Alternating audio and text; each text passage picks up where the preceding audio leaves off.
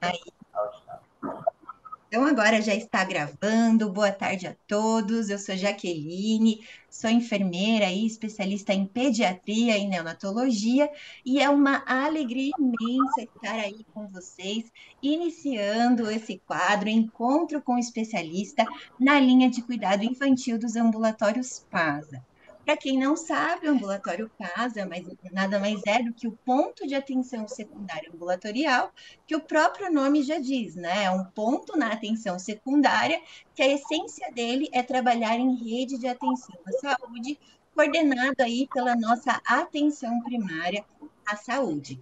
E o diferencial do nosso ambulatório é que ele aí atua em 5 funções, ou 5 macroprocessos, que são eles: gestão, assistencial. Então, diferente do ambulatório Silos, a gente não faz só o atendimento face a face assistencial. A gente faz o assistencial, mas também faz aí o educacional, né? Tanto para as pessoas usuárias, quanto para os profissionais de saúde, da atenção primária e do ambulatório PASA, que é o que a gente está fazendo hoje aqui.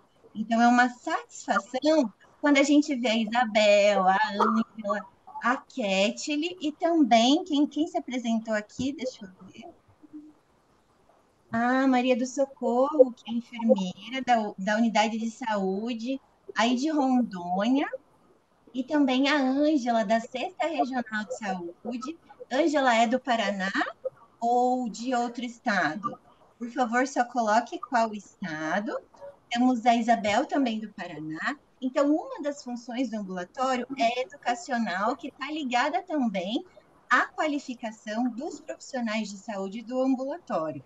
E, além disso, o apoio institucional e também pesquisa. Então, gente, esse momento de hoje, ele foi aí sonhado, né? Ele foi idealizado pela nossa querida consultora, Saúde bucal Figura para avaliar. Rodrigues, que não pôde estar aqui conosco hoje, né, remota, né, de forma assíncrona, porém ela está aqui, né, de coração e está muito feliz que esse momento está aí se dando em Atividades do porque a município, gente sabe que para com lidar dificuldades com do opa, município só fechando instalar o áudio aqui, unidades de saúde, que para unidades lidar, convencionais só de, vou pedir em por locais favor para onde essas fecharem o situações. microfone, Então, gente. essa é a importância, esse é o motivo, né, da gente. Aí, que a gente sabe, né, que para lidar com a questão das condições crônicas, é muito importante o que o professor Eugênio ele traz, a questão da prevenção, da promoção, da estratificação de risco, a estabilização e o autocuidado apoiado.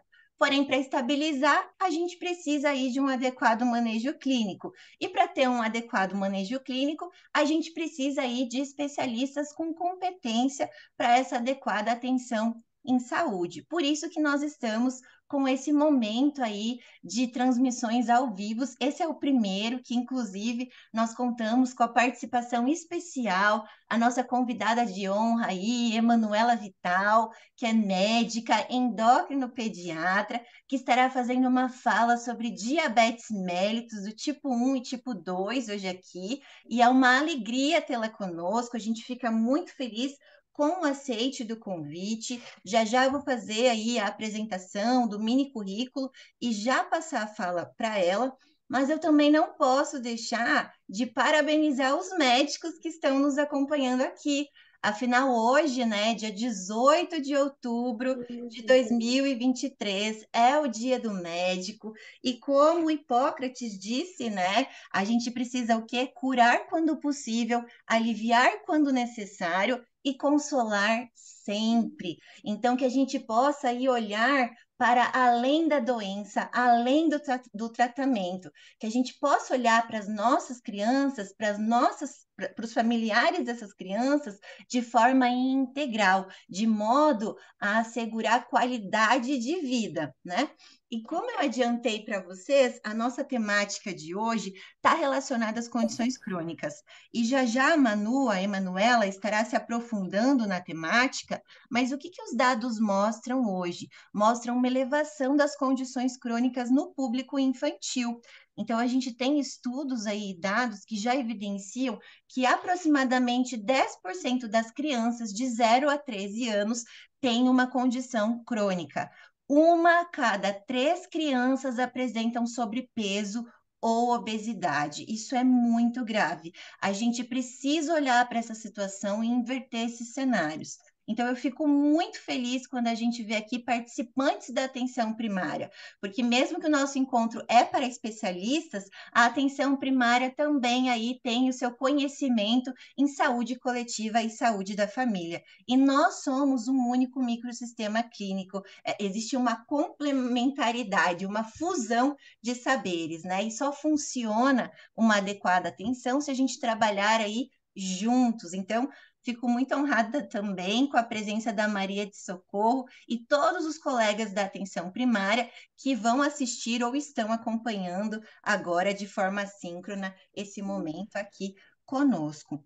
E aí, gente, quando nós falamos de crianças, né, Manuela, que já já vai estar falando, a gente não está lidando somente com essas crianças, a gente está lidando com as famílias.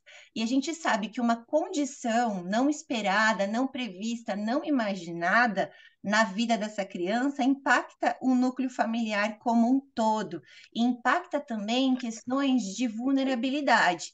Então, é muito importante a gente ter esse olhar atento e integral para o todo, né? Para que a gente possa aí trabalhar na redução da mortalidade e na melhora da qualidade de vida das nossas crianças. Então, eu desejo, gente, uma ótima tarde, uma tarde muito rica, de muito aprendizado. Quero que todos vocês aí, se tiverem dúvidas durante a fala da Emanuele, por favor, já vão colocando no chat, que eu vou ficar bem atenta para depois estar passando para a Emanuela. Então, quero convidar agora a Emanuela Vital Campo, né, que é aí endócrina pediátrica do Distrito Federal, formada pela Universidade Federal do Pernambuco e também o Hospital Universitário de Brasília, atua no Centro de Atenção em Diabetes e Hipertensão e também na Policlínica do Paranoá, no Hospital da Região Leste, preceptora do Programa de Residência Médica de Pediatria no HRL Uau. e secretária adjunta da Sociedade Brasileira de Diabetes Regional do Distrito Federal. Então, é uma honra, uma satisfação recebê-la, Emanuela. Fique muito à vontade para conversar conosco e a todos que estão nos acompanhando, eu desejo aí uma ótima tarde de aprendizado, viu, pessoal? Ketli, muito obrigada pela sua participação. Deixa eu só ver aqui se está certinho fechado, certo? E quem entrou depois também, Lígia, Márcia Cunha, bem-vindos. Manu, fique à vontade.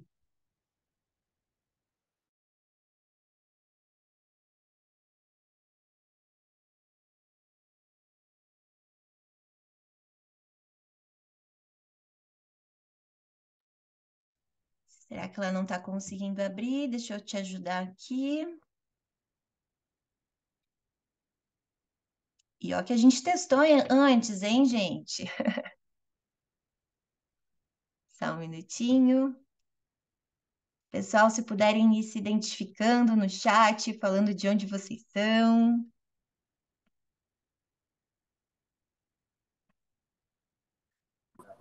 Aê, Manu, deu certo. Então não estava escutando nada não, né? Não, mas agora a gente ouve bem. Certo, então, bom, boa tarde. Estou muito feliz em ter recebido esse convite, né, para compartilhar um pouco da nossa experiência aqui, do nosso serviço com todos vocês. E é como a Jaque falou, né, a gente, cada um fazendo a sua parte para mudar esse cenário, e a gente pode e deve, né, mudar. Então, eu tenho muita alegria de trabalhar, trazer uma aula e experiência que mostrar um pouquinho da nossa experiência que a gente pode fazer para mudar esse cenário me traz muito conforto, né? Então, eu vou iniciar. Eu espero que vocês todos estejam à vontade para fazer perguntas, a Jaque vai me passar e a gente trocar mesmo ideias e experiências, né? A gente no intenso aprendizado conjunto. Então, vou dar início. Bem, fui convidada para falar um pouquinho do diabetes mellitus, mais especificamente tipo 1 e tipo 2, em crianças e adolescentes. E aí, o que é diabetes mellitus, né? É um distúrbio metabólico caracterizado por hiperglicemia persistente, decorrente da deficiência na produção de insulina ou na sua ação ou em ambos os mecanismos. Trouxe aqui a classificação geral, porque senão a gente só acha assim, que diabetes mellitus é o tipo 1, o tipo 2, e na realidade não é, tem outros tipos também. Então, eu trouxe aqui só a título mesmo para a gente ficar sabendo. Então, diabetes tipo 1, o diabetes tipo 2, diabetes gestacional, outros tipos de diabetes mellitus, como os monogênicos, o diabetes neonatal, secundários a endocrinopatias, a doença do pâncreas exócrino, infecções e a medicamentos. Dando início, né, à nossa aula, diabetes mellitus tipo 1, tipo 2, e aqui eu trouxe uma pincelada de alguns pontos importantes em pré-diabetes, que hoje a gente está tendo muito nesse diagnóstico, pré-diabetes, o que seria e o que a gente tem que fazer diante de um diagnóstico de pré-diabetes. Eu achei pertinente e trouxe também para a gente discutir juntos. Então, diabetes mellitus tipo 1 é responsável por 5 a 10% de todos os casos de diabetes mellitus. 9 milhões de pessoas em todo o mundo Manu, estão só com um esse diagnóstico. minutinho. Manu, desculpa. Ali o pessoal disse que o retorno do áudio não está muito bom. Teria um fone de ouvido? Melhorou ou você prefere o fone? Deixa eu ver aqui.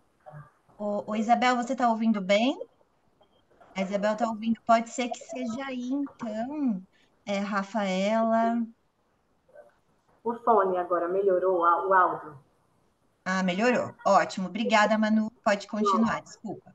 E pode ir interrompendo, né? O importante é todo mundo estar escutando direitinho. Então, acomete 9 milhões de pessoas em todo o mundo, mas a gente tem que observar que ele é mais comum em crianças e adolescentes.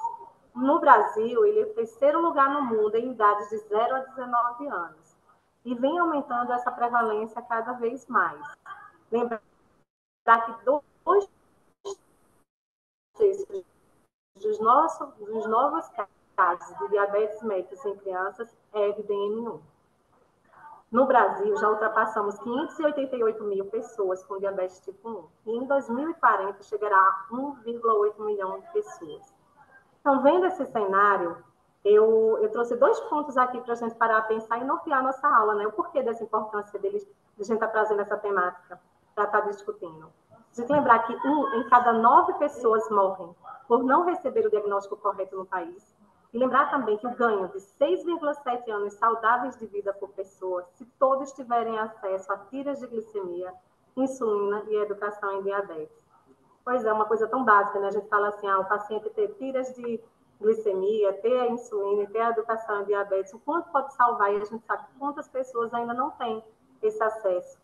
Então, eu trouxe essas 2 frases que impactam a gente, né? A gente, hoje em dia, morrer ainda porque não teve o diagnóstico correto, deixar chegar a esse ponto. Então, eu trago um pouco da fisiopatologia, do tratamento e depois do acompanhamento desse paciente de forma multidisciplinar para a gente mudar esse cenário. Então, diabetes mellitus é mais comum em crianças, adolescentes e adultos jovens, afeta igualmente homens e mulheres, e se subdivide-se em diabetes mellitus tipo 1A, quando depois a gente tem a presença de autoanticorpos, e aquele idiopático quando a gente tem a ausência, o tipo 1B.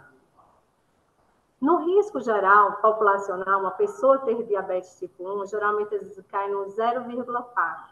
Em gêmeos monozigóticos, quando um deles tem diabetes tipo 1, o risco do outro ter é por volta de 50%.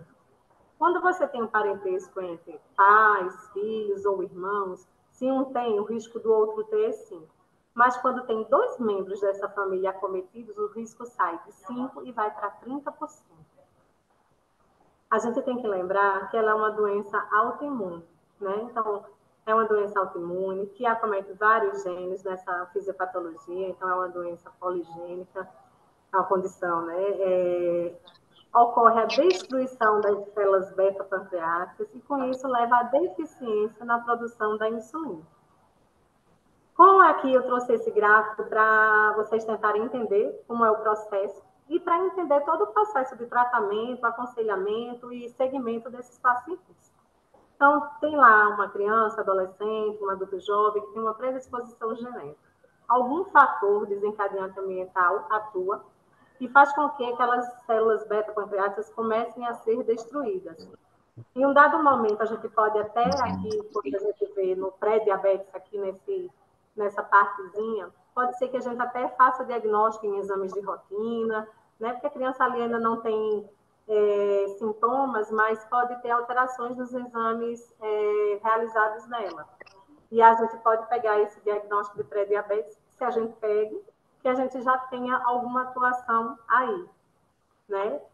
E mesmo atuando, se for o diabetes mellitus tipo 1, ele vai desencadear, vai apresentar os sintomas e ter o diabetes, quando a gente vai ver todas as características.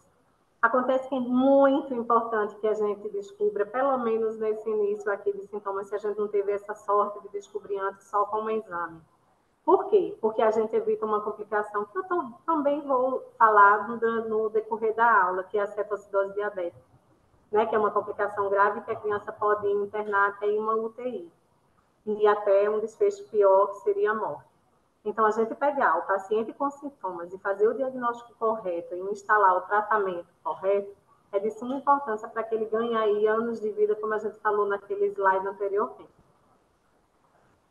Aqui eu trouxe um pouquinho da fisiopatologia do diabetes mellitus, né? Para a gente tentar entender a clínica do paciente. Porque a gente fala, fraqueza, mal-estar, tem sede, por quê, né? Por que será que o paciente vem com essas características, vem com esses sintomas?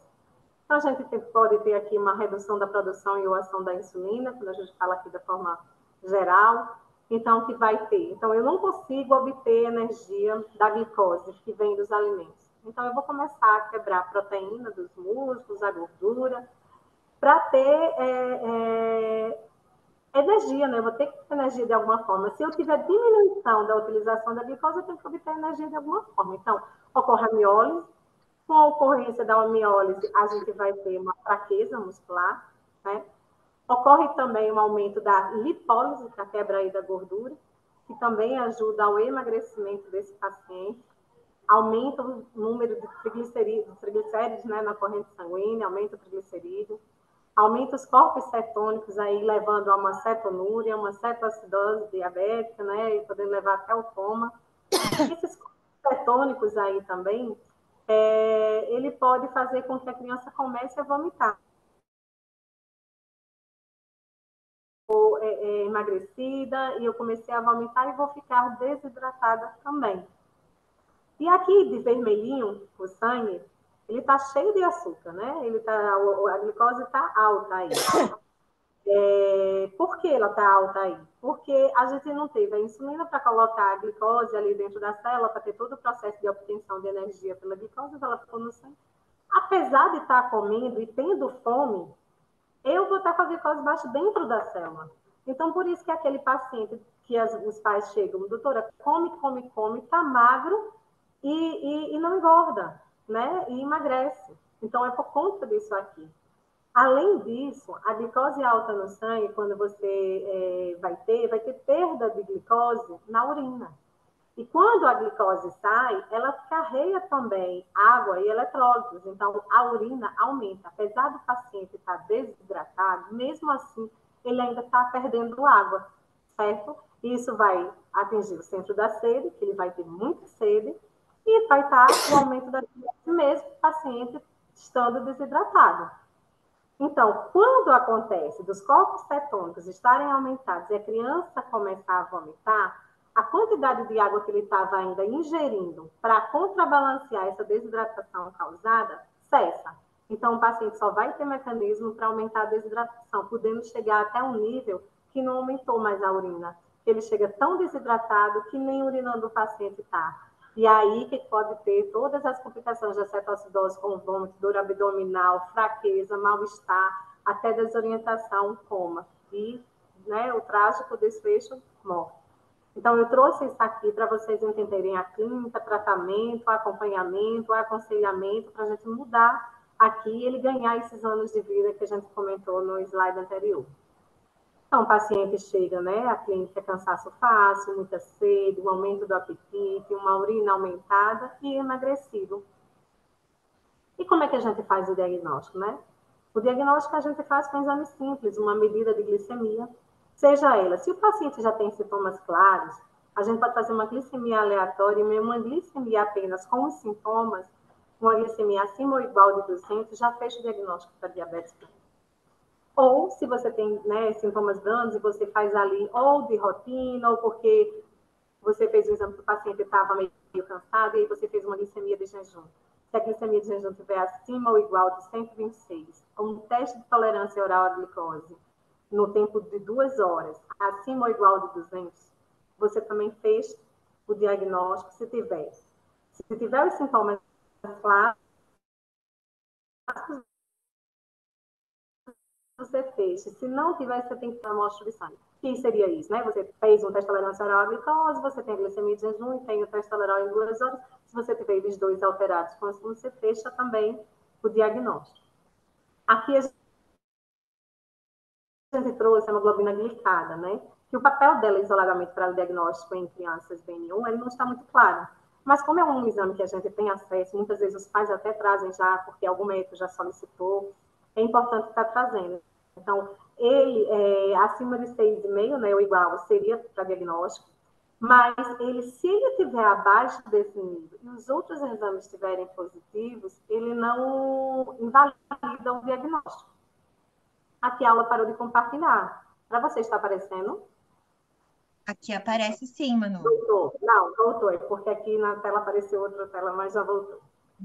Pronto, sim. Aí aqui é importante lembrar que uma hemoglobina glicada, por exemplo, de 6, né? Não invalida que se a gente tiver glicemia de jejum, teste de tolerância ou estadial ao acaso com os sintomas, dele ter o diagnóstico de diabetes, né? Então eu acho isso importante da gente estar lembrando. Ainda dentro do diagnóstico, a gente fecha o diagnóstico para diabetes mellitus, mas se eu quero identificar se é diabetes mellitus tipo 1, eu posso recorrer a outros exames, dentre eles os níveis de peptídeo C, que a gente pode estar fazendo, se tiver em níveis baixos, a gente pensa em diabetes mellitus tipo 1, e marcadores de autoimunidade, que são os autoanticorpos, que aí tem diversos, né? A gente tem a anti-insulina, tem a anti-ilhotas, tem o antidescarboxilase do ácido glutâmico, a antipirosina fosfatase e o antitransportador do zinco 8. Fechando o diagnóstico, então, eu tenho um paciente com diabetes tipo 1, né? E o que faço? Eu, como enfermeiro, como médico, como profissional da saúde, o que a gente orienta, como é que a gente recebe essa família, esse paciente? Então, a primeira coisa que eu falo é o acolhimento desse paciente, né? Primeiro a gente acolhe para fazer o diagnóstico, apoiá-lo nas dúvidas, nos desafios, no que, né? Muitos falam assim, perdi meu chão, né? Muitas vezes eu acho que às vezes eu estou falando e está além, né? Então é muito importante que a gente escute e olhe para esse paciente para dar o diagnóstico, não só simplesmente é um resultado de um exame que eu estou dando ali, né? Às vezes ali é a mudança de uma vida para frente e que a gente tem que falar de uma forma clara, objetiva e de apoio para o paciente. Então a gente vem aí vai, né, ter essa monitorização e educação, a orientação para os usuários e seus cuidadores, porque quando eu falo cuidadores, às vezes não é o pai, a mãe, é o tio, é a avó, quem seja que esteja cuidando dessa criança ou desse adolescente, que a gente tem que acolher igual, a gente não acolhe só o paciente, o usuário, e sim também a família ou o cuidador dele. Então, a gente vai começar a falar sobre o tratamento. E aí vem, né, o tripé que a gente fala no tratamento do paciente com diabetes. É a dieta, né, uma alimentação saudável, o exercício físico equilibrado e a insulina.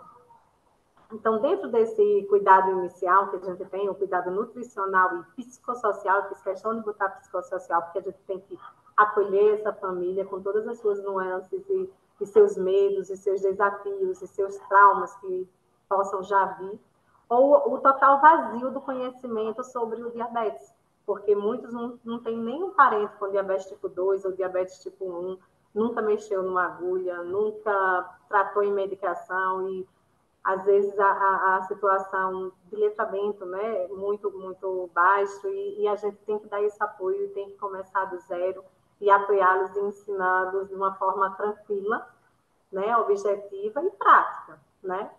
Então, a gente tem que lembrar que na criança e no adolescente, as mudanças também ocorrem da sensibilização da insulina. Então, durante o crescimento físico e da maturação sexual da criança, que a criança vem desenvolvendo ali de criança, adolescente e o adulto jovem, ele passa por essas diferenças. e que às vezes vai trazer clínicas mais exuberantes ou não, porque além da falta da insulina, você pode ter uma alteração na sensibilidade da insulina. E ali pode, por exemplo, na puberdade, né, essa sensibilização está alterada, né? Então, ele vai ter uma diminuição da sensibilidade nessa insulina, pode requerer até uma dose maior de insulina. Então, ter esse cuidado também do que a criança e o adolescente está passando é importante, e que todos saibam. Então, para o nutricionista, para o psicólogo, para o médico, para quem estiver tendo acesso àquele paciente, ter essa orientação de ajudar nessa terapia nutricional e psicossocial também. Então, aí é que a gente vem com a equipe multidisciplinar, né? Que se puderem ter oportunidade, é de total importância, para ter o olhar do paciente como um todo. Então, ter essa sensibilidade aos desafios da criança e do adolescente e de suas famílias também, que eles trazem consigo, né?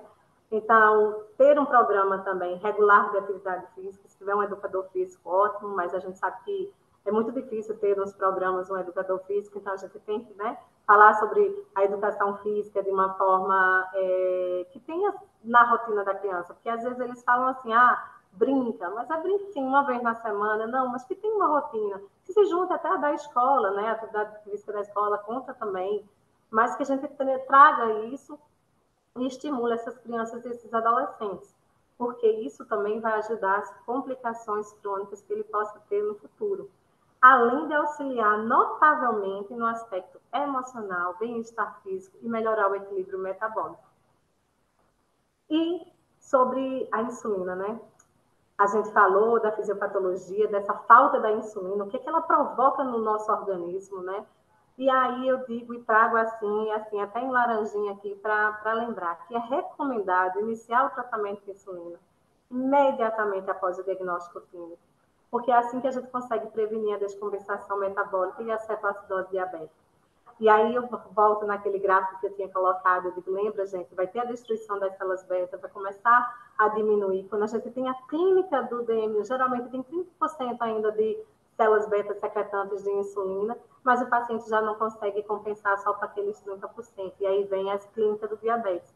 Mas se eu agir ali, fizer uma insulina diabética, até um desfecho pior. Então, é de suma importância, a gente tem que lembrar que iniciando a insulina ao diagnóstico, vai melhorar ali a qualidade de vida do paciente, evitar até uma internação numa UTI ou um pior prognóstico. E aí, como é que a gente faz, né? Essa insulinoterapia.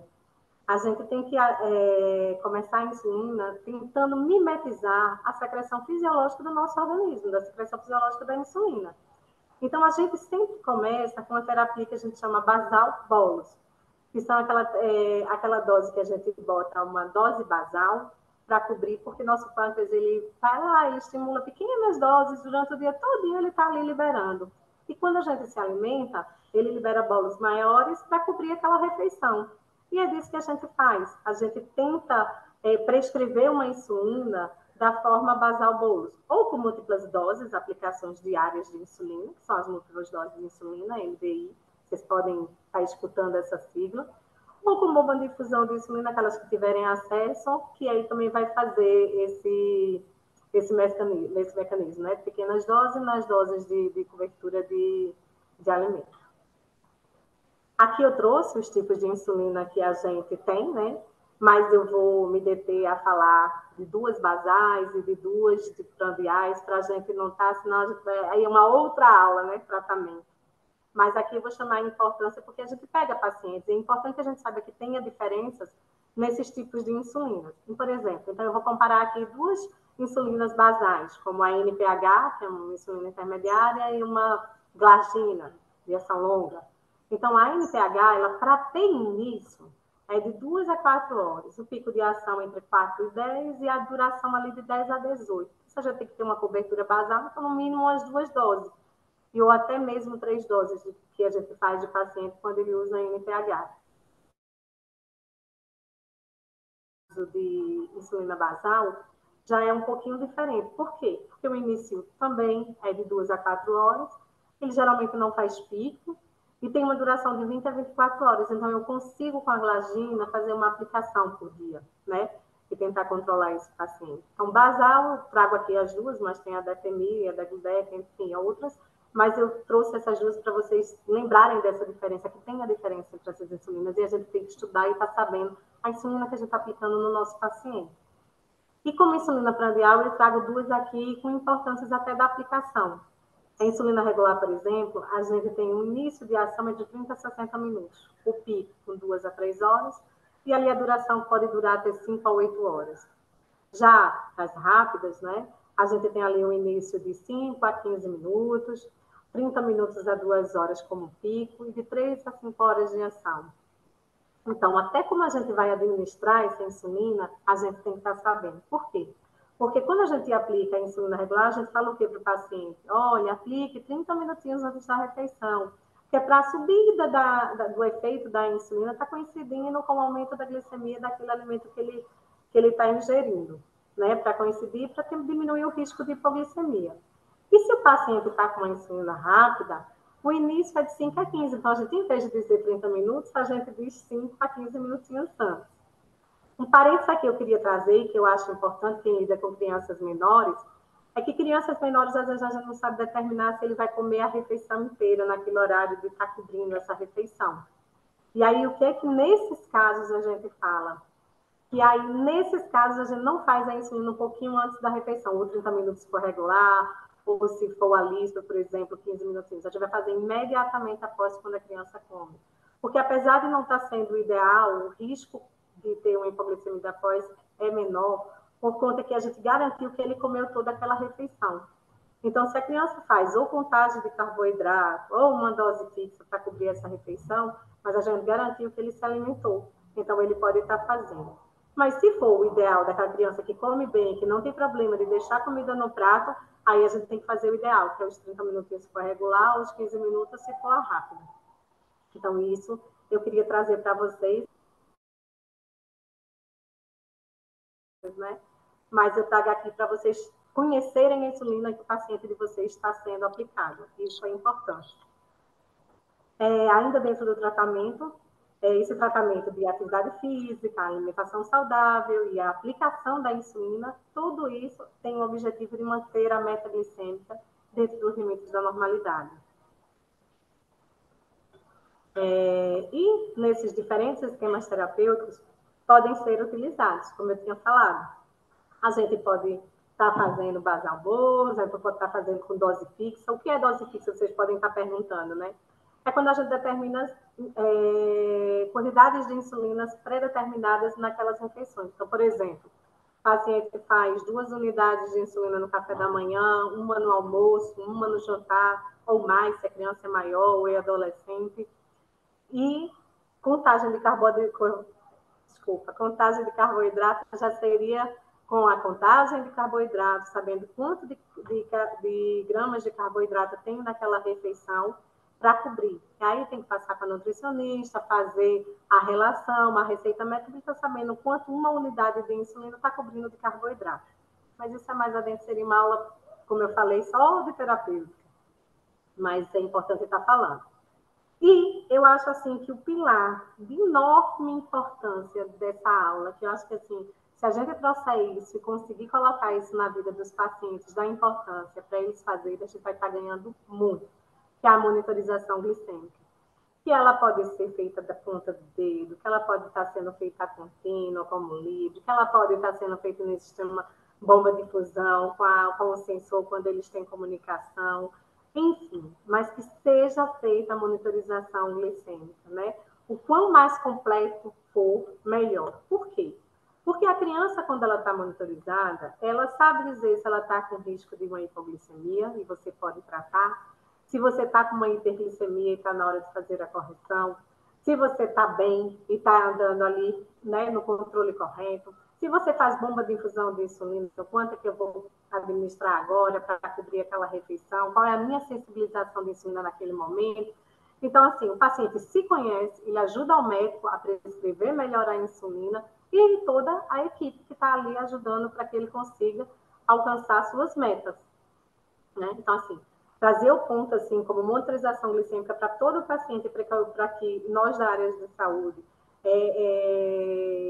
buscando isso nos pacientes. Eu sempre peço para os meus pacientes, além de trazer quem tem o seu livro, quem fez o seu aparelho para descarregar os dados, mas que eles façam anotações.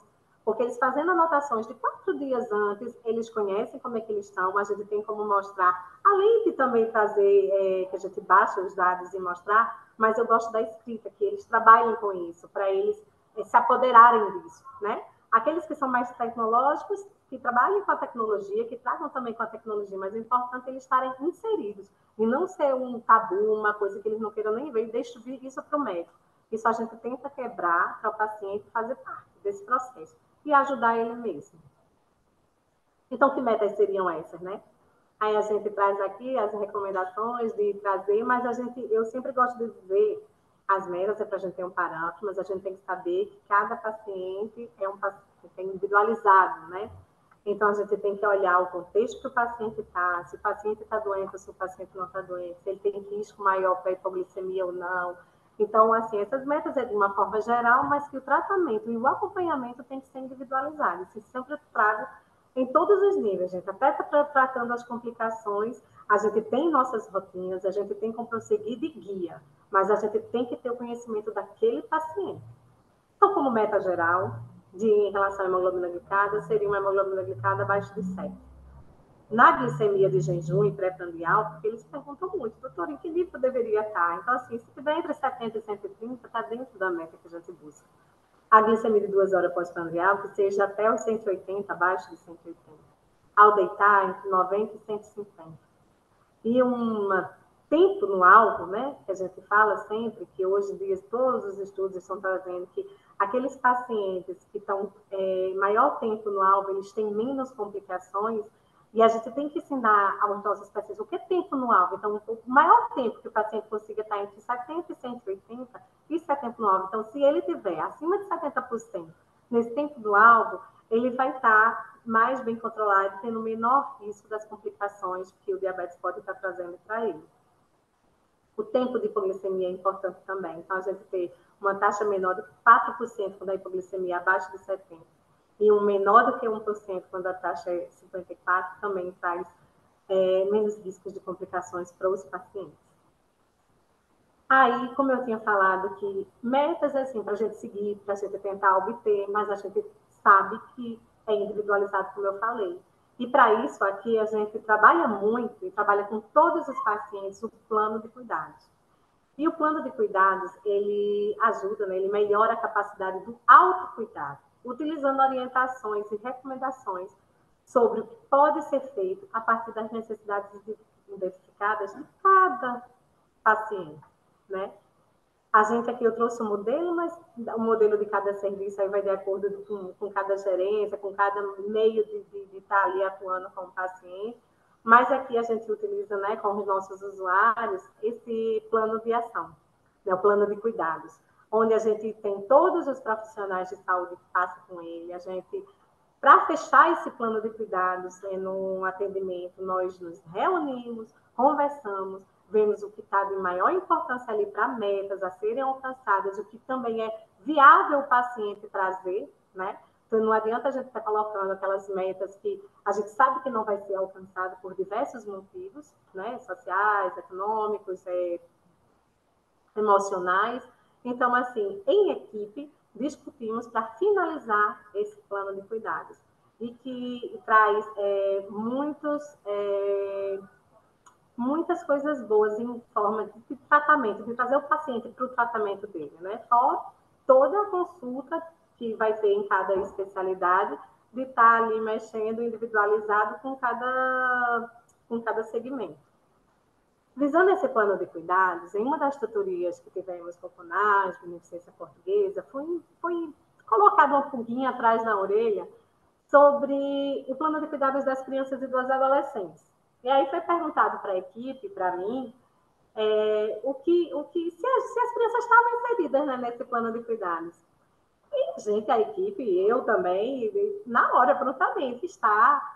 Mas como? Esse plano de cuidados é viável para uma criança e um adolescente fazer a leitura, ter um entendimento e trabalhar com isso? E aí a gente, né, aí a gente dá um pezinho para trás e olha, e aí começa a pensar. não muito, né? Apesar de em todas as nossas consultas, eu sempre trago a criança ou adolescente que ele faz parte da consulta. Ele traz, eu olho para o cuidador, para a mãe, para o pai, tio, avô, quem seja o cuidador, mas eu trago a criança, o adolescente para a consulta. Então, a conversa comigo e com ele, eu explico a fisiopatologia, eu falo essa parte de entendimento, porque ele está sendo aplicado a insulina, é dele que nós estamos falando. Então, eu não deixo ele como a parte da consulta, ele faz parte da consulta. Então, isso trouxe uma pulguinha e trouxe um desafio. Foi dado esse desafio a gente numa oficina de construção, e sentamos e nos reunimos, né? Tá aqui a figurinha que eu achei que bem representa, e tem a figura que foi a foto oficial mesmo, que foi nós trabalhamos nesse plano de cuidado, nesse desafio do cuidados para as nossas crianças e adolescentes do nosso serviço. E com muito trabalho, com a participação de todos, aqui temos enfermeiros, psicólogos, fisioterapeutas, nutricionistas, técnicos de enfermagem, assistente social, bem, toda a equipe, e participação também da gestão.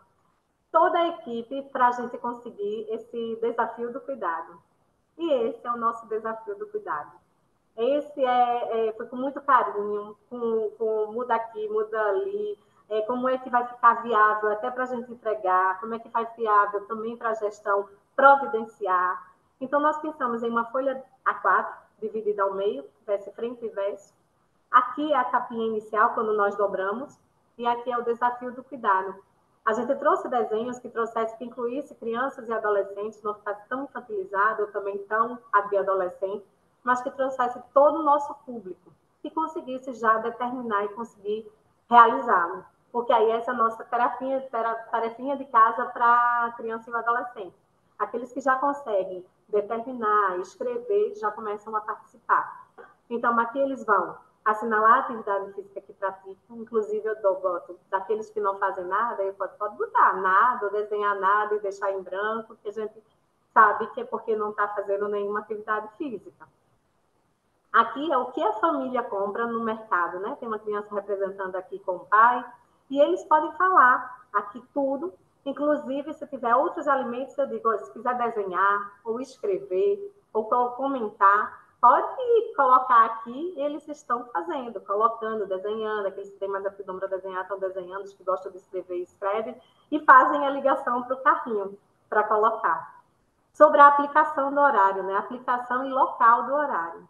Aqui a gente trouxe, certamente, querendo trazer já os locais, porque a gente sabe que também esse trabalho é educativo. Então, a gente ficou com medo de deixar só o bonequinho e a gente foi pensado trazer já para os locais corretos de aplicação. E pedimos apenas para eles assinalarem com um X os locais que eles aplicam.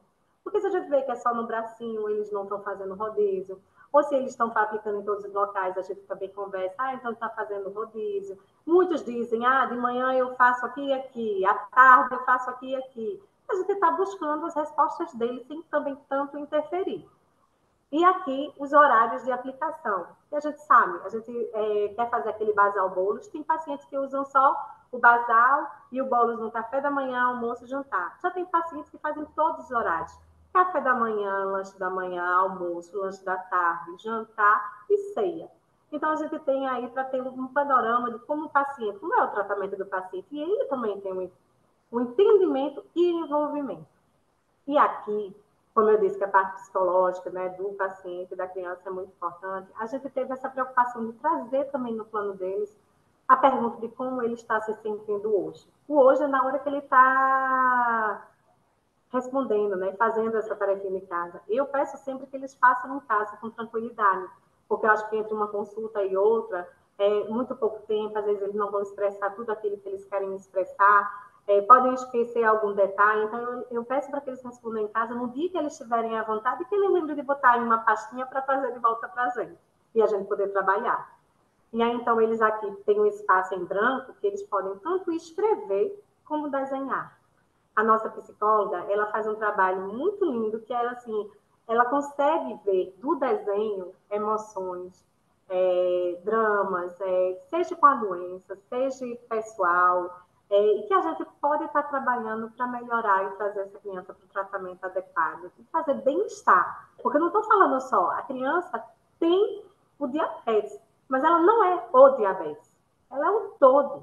Então, a gente tem essa preocupação com nossos pacientes, né? Ai, eu fico até emocionada. E aqui, aí tem um desenho de como é que ela está se sentindo. Ela pode só assinalar que eles são mais tímidos, tem uns que não querem escrever ou não desenhar, e a gente respeita também. Nada isso daqui é forçado. A gente pede, quando eu fico responsável para o endócrino dar e explicar. Então, sou eu que dou a todos os pacientes, crianças e adolescentes, e sou eu que explico.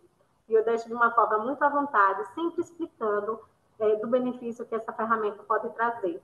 E eles recebem com muito agrado. Tem Nossa Senhora que os pequenos, né, como a tarefa de casa, eu fico feliz. Muitos adolescentes também estão recebendo muito bem, então a gente fica bem feliz. Eu não tive nenhum que recebesse de uma forma meio assim, esquisita até agora, né? A gente ainda está em implementação, não demos ainda a todos os pacientes, mas estamos dando e estou doida para ver já os resultados desse desafio do cuidado. Isso tudo, gente, é para evitar as complicações do diabetes, né? Então, a mais comum delas é a hipoglicemia.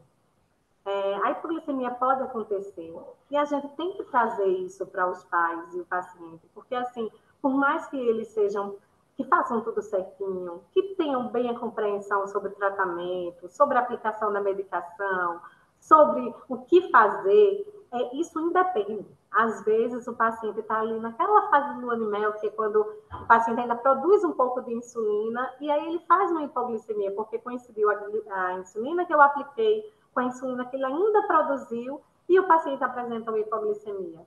Eu acho que o que a gente tem que ensinar para eles é como agir, né? Tentar evitar com o tratamento, com o controle glicêmico, mas se acontecer, que ele saiba agir. A gente aqui tem, a gente além de explicar, o enfermeiro passa e passa passo a passo do que fazer. Então, teve uma hipoglicemia, deu água com açúcar, que aí a gente tem que utilizar uma açúcar de fácil absorção, né? Que não seja com gorduras, que diminua a absorção, que sejam de fácil absorção e que haja naquele momentinho, para com 15 minutinhos a gente possa medir de novo e já ter uma resposta, se possível, dessa correção dessa hipoglicemia. E até se não corrigir em 15 minutos, o que fazer o próximo passo, e no terceiro, é tudo explicado. Além de orientado, o enfermeiro entrega impresso o que fazer com hipoglicemia. A gente sabe que é muita informação, a gente sabe que é uma complicação, uma das mais frequentes e pode acontecer, e a gente tenta trazer tranquilidade para como é que ele faz para agir nessa situação. Fora todos os, às vezes nem toda criança ou adolescente, ele manifesta aqueles sintomas clássicos de hipoglicemia, fraqueza, sudorese, sonolência.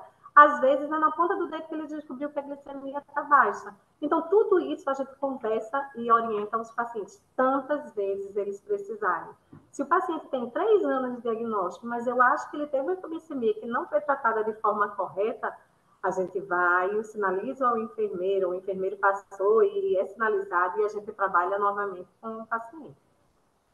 Uma outra complicação mais grave é a cetoacidose diabética. Lá naquele gráfico no começo que eu trouxe, né, que é para entender como é que é o processo do diagnóstico, do tratamento, e por isso que eu disse, gente, assim que a gente descobre um diabetes tipo 1, a gente tem que entrar com insulina, mas é antes da cetoacidose.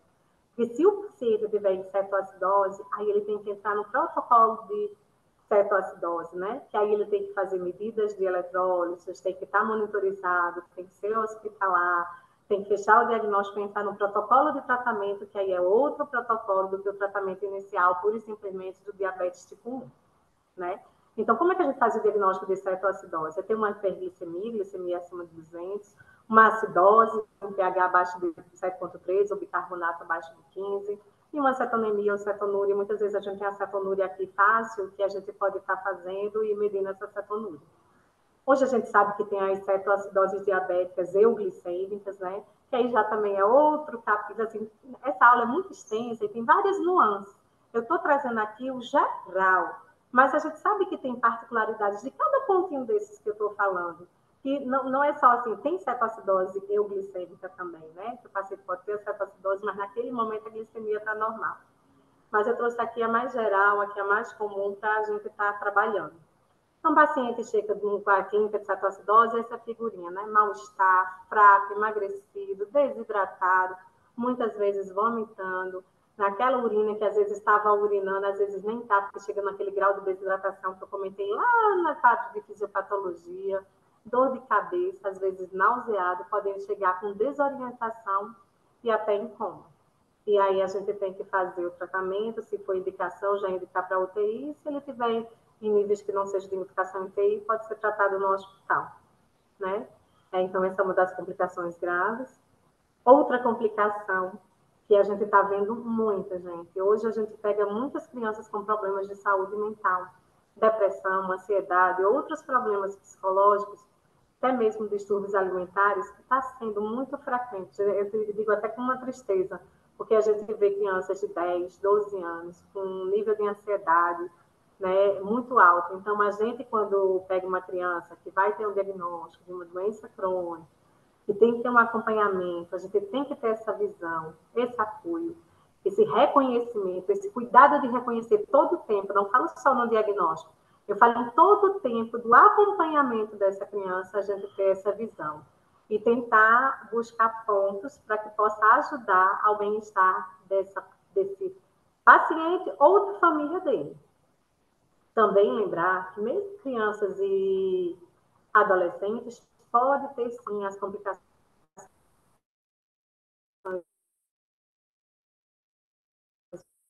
microvasculares, como nefropatia, as complicações macrovasculares, como infarto agudo do miocárdio e as vascularidade mais frequente, principalmente nos adolescentes. Então, é uma coisa que a gente tem que estar vigiando, tem que estar buscando, que a gente faz diagnóstico, se a gente pensa e se a gente busca. Né? Se a gente esquece, pode passar desapercebido, é uma coisa que ninguém quer.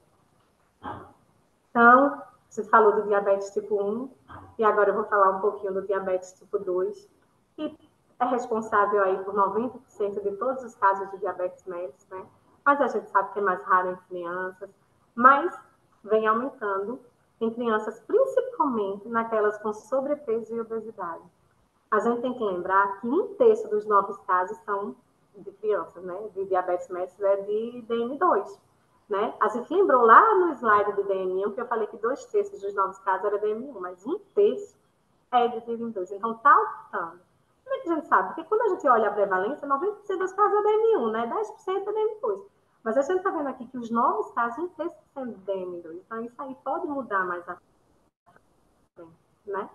Então, a gente tem que se olhar para a gente combater, para a gente tentar agir ali naquela fase de pré-diabetes, para tentar, se possível, não deixar que tenha isso aí, diagnóstico de diabetes mellitus tipo 2. Lembrando que ocorre principalmente em adolescentes, principalmente após a puberdade, então ali 10, 14 anos, maior taxa ainda entre os 15 e 19 anos de idade. O risco de desenvolver diabetes tipo 2 está mais ligado a você ter um sobrepeso, uma obesidade, também está ligado à herança, né? Aqueles norte-americanos nativos, negros, hispânicos, americanos de origem asiática e das ilhas do Pacífico. Você tem um pai, mãe, irmão ou irmã, tio, tia, avô, avó, com diabetes tipo 2, aumenta o risco de você ter 60% a 90% de ter. Então, assim, geralmente o paciente que tem DM2, ele tem um parente de primeiro grau com diabetes tipo 2, ele tem esse histórico, ele é bem forte, né? O paciente também que tem hipertensão arterial, aumento de lipídios, apneia obstrutiva do sono, afantose nítrica, steatose hepática, síndrome do ovário policístico ou baixo peso do nascimento são fatores de risco também para o desenvolvimento de diabetes mellitus tipo 2. Ter mãe que teve diabetes gestacional e o próprio sedentarismo do paciente. Se a gente puder atuar, tem coisas que a gente não tem como atuar, como a herança, né, essa coisa, mas sobrepeso, que a gente tem como atuar. E o sedentarismo, que a gente o faça, né, para a gente modificar essa tendência aí desse aumento da prevalência do DM2.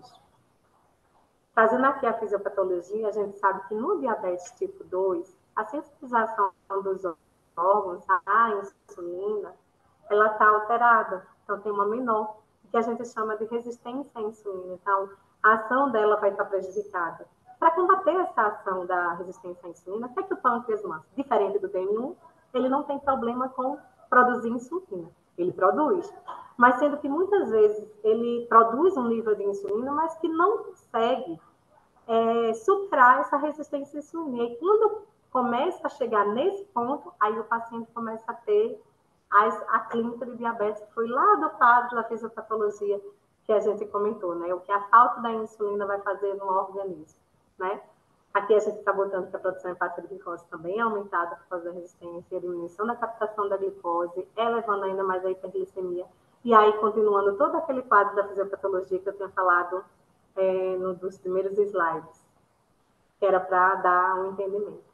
Então, as manifestações clínicas no diabetes mellitus tipo 2, elas variam amplamente, desde o paciente ser assintomático, ou minimamente sintomático, até manifestações que sejam mais lentamente, um aumento de sede, da micção da criança, ou sintomas vagos como fadiga, às vezes os pais dizem, doutor, não sei dizer, mas não está normal, e também só quer viver dormindo, está cansado, a gente vai ali, ele andava de bicicleta, dá uma voltinha, está cansado, abra um olho, a gente pode estar ali diante de um possível criança que tenha diabetes, principalmente a criança que possa ter sobrepeso e obesidade.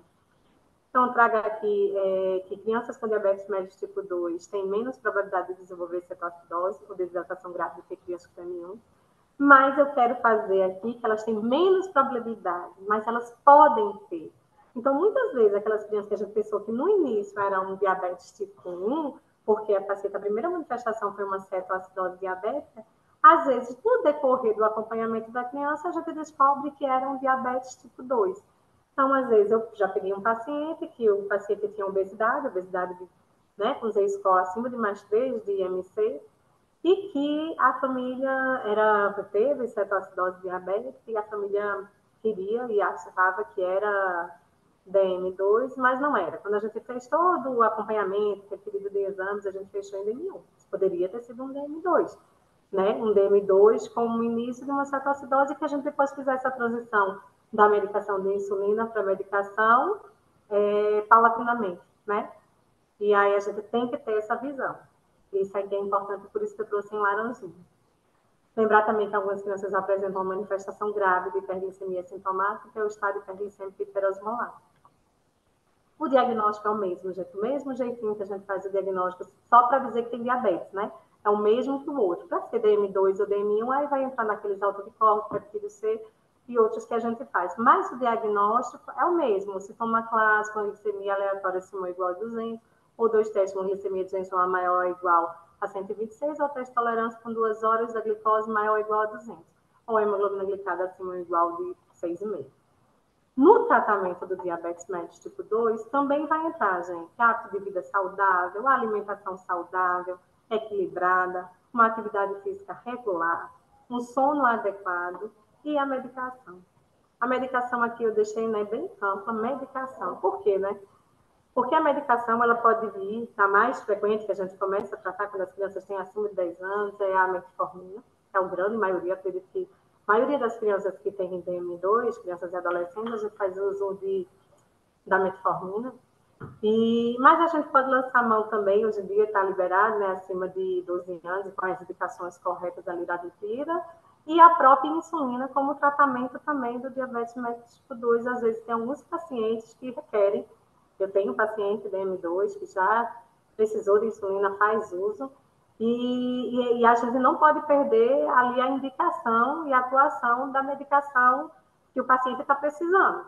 Então, seja ela medicamentosa ou até injetável, a gente tem que fazer o melhor naquela situação para o paciente, para que evite todas aquelas complicações de diabetes que a gente possa vir a ter.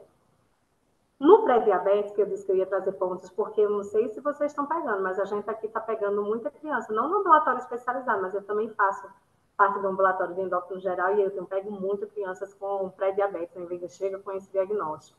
E aí, o que é o pré-diabetes, né? Então, a pessoa que tem um pré-diabetes, ela tem uma regulação da glicose prejudicada. Os níveis de glicose são elevados, mas não há níveis de fechar o critério de diabetes, né? A gente encontra que eles são mais comuns em adolescentes obesos, pode ser transitório, mas pode progredir para diabetes. E aí que entra o nosso papel, né? Da gente agir aí para que não se progrida e não que vá para diabetes. E muitos deles estão associados à síndrome metabólica, né? Que é essa alteração do perfil de glicemia, a hipertensão arterial, a alteração, pode ter, né, outros, alteração do lipídio, né, como um LDL aumentado, um HDL baixo, enfim, está aí associada à síndrome metabólica, que é isso que a gente tem que levar, né, a anteninha a ficar ligada. Como critério diagnóstico, como é que a gente disse que o paciente tem pré-diabetes? Né? Ali eu fechei o diagnóstico para diabetes. E o pré-diabetes?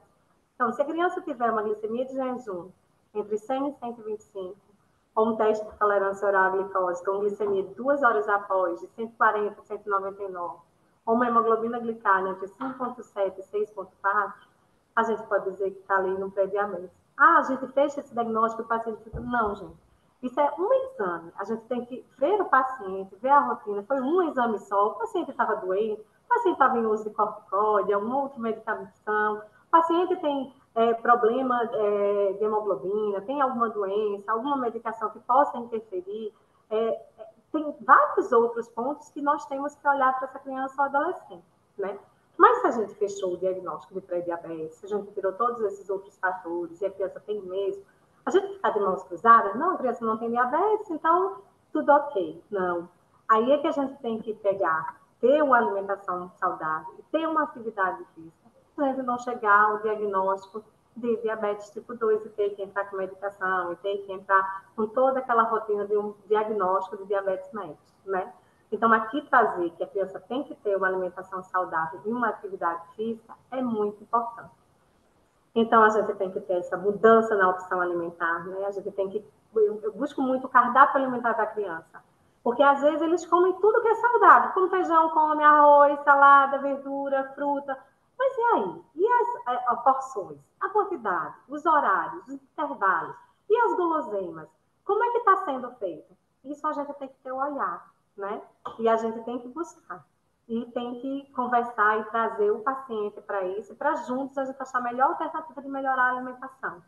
Mesma coisa da atividade física. Às vezes a atividade física eles fazem só a educação física da escola, que muitas vezes, assim, metade é a explicação, um pouquinho é que eles fazem alguma coisa de atividade.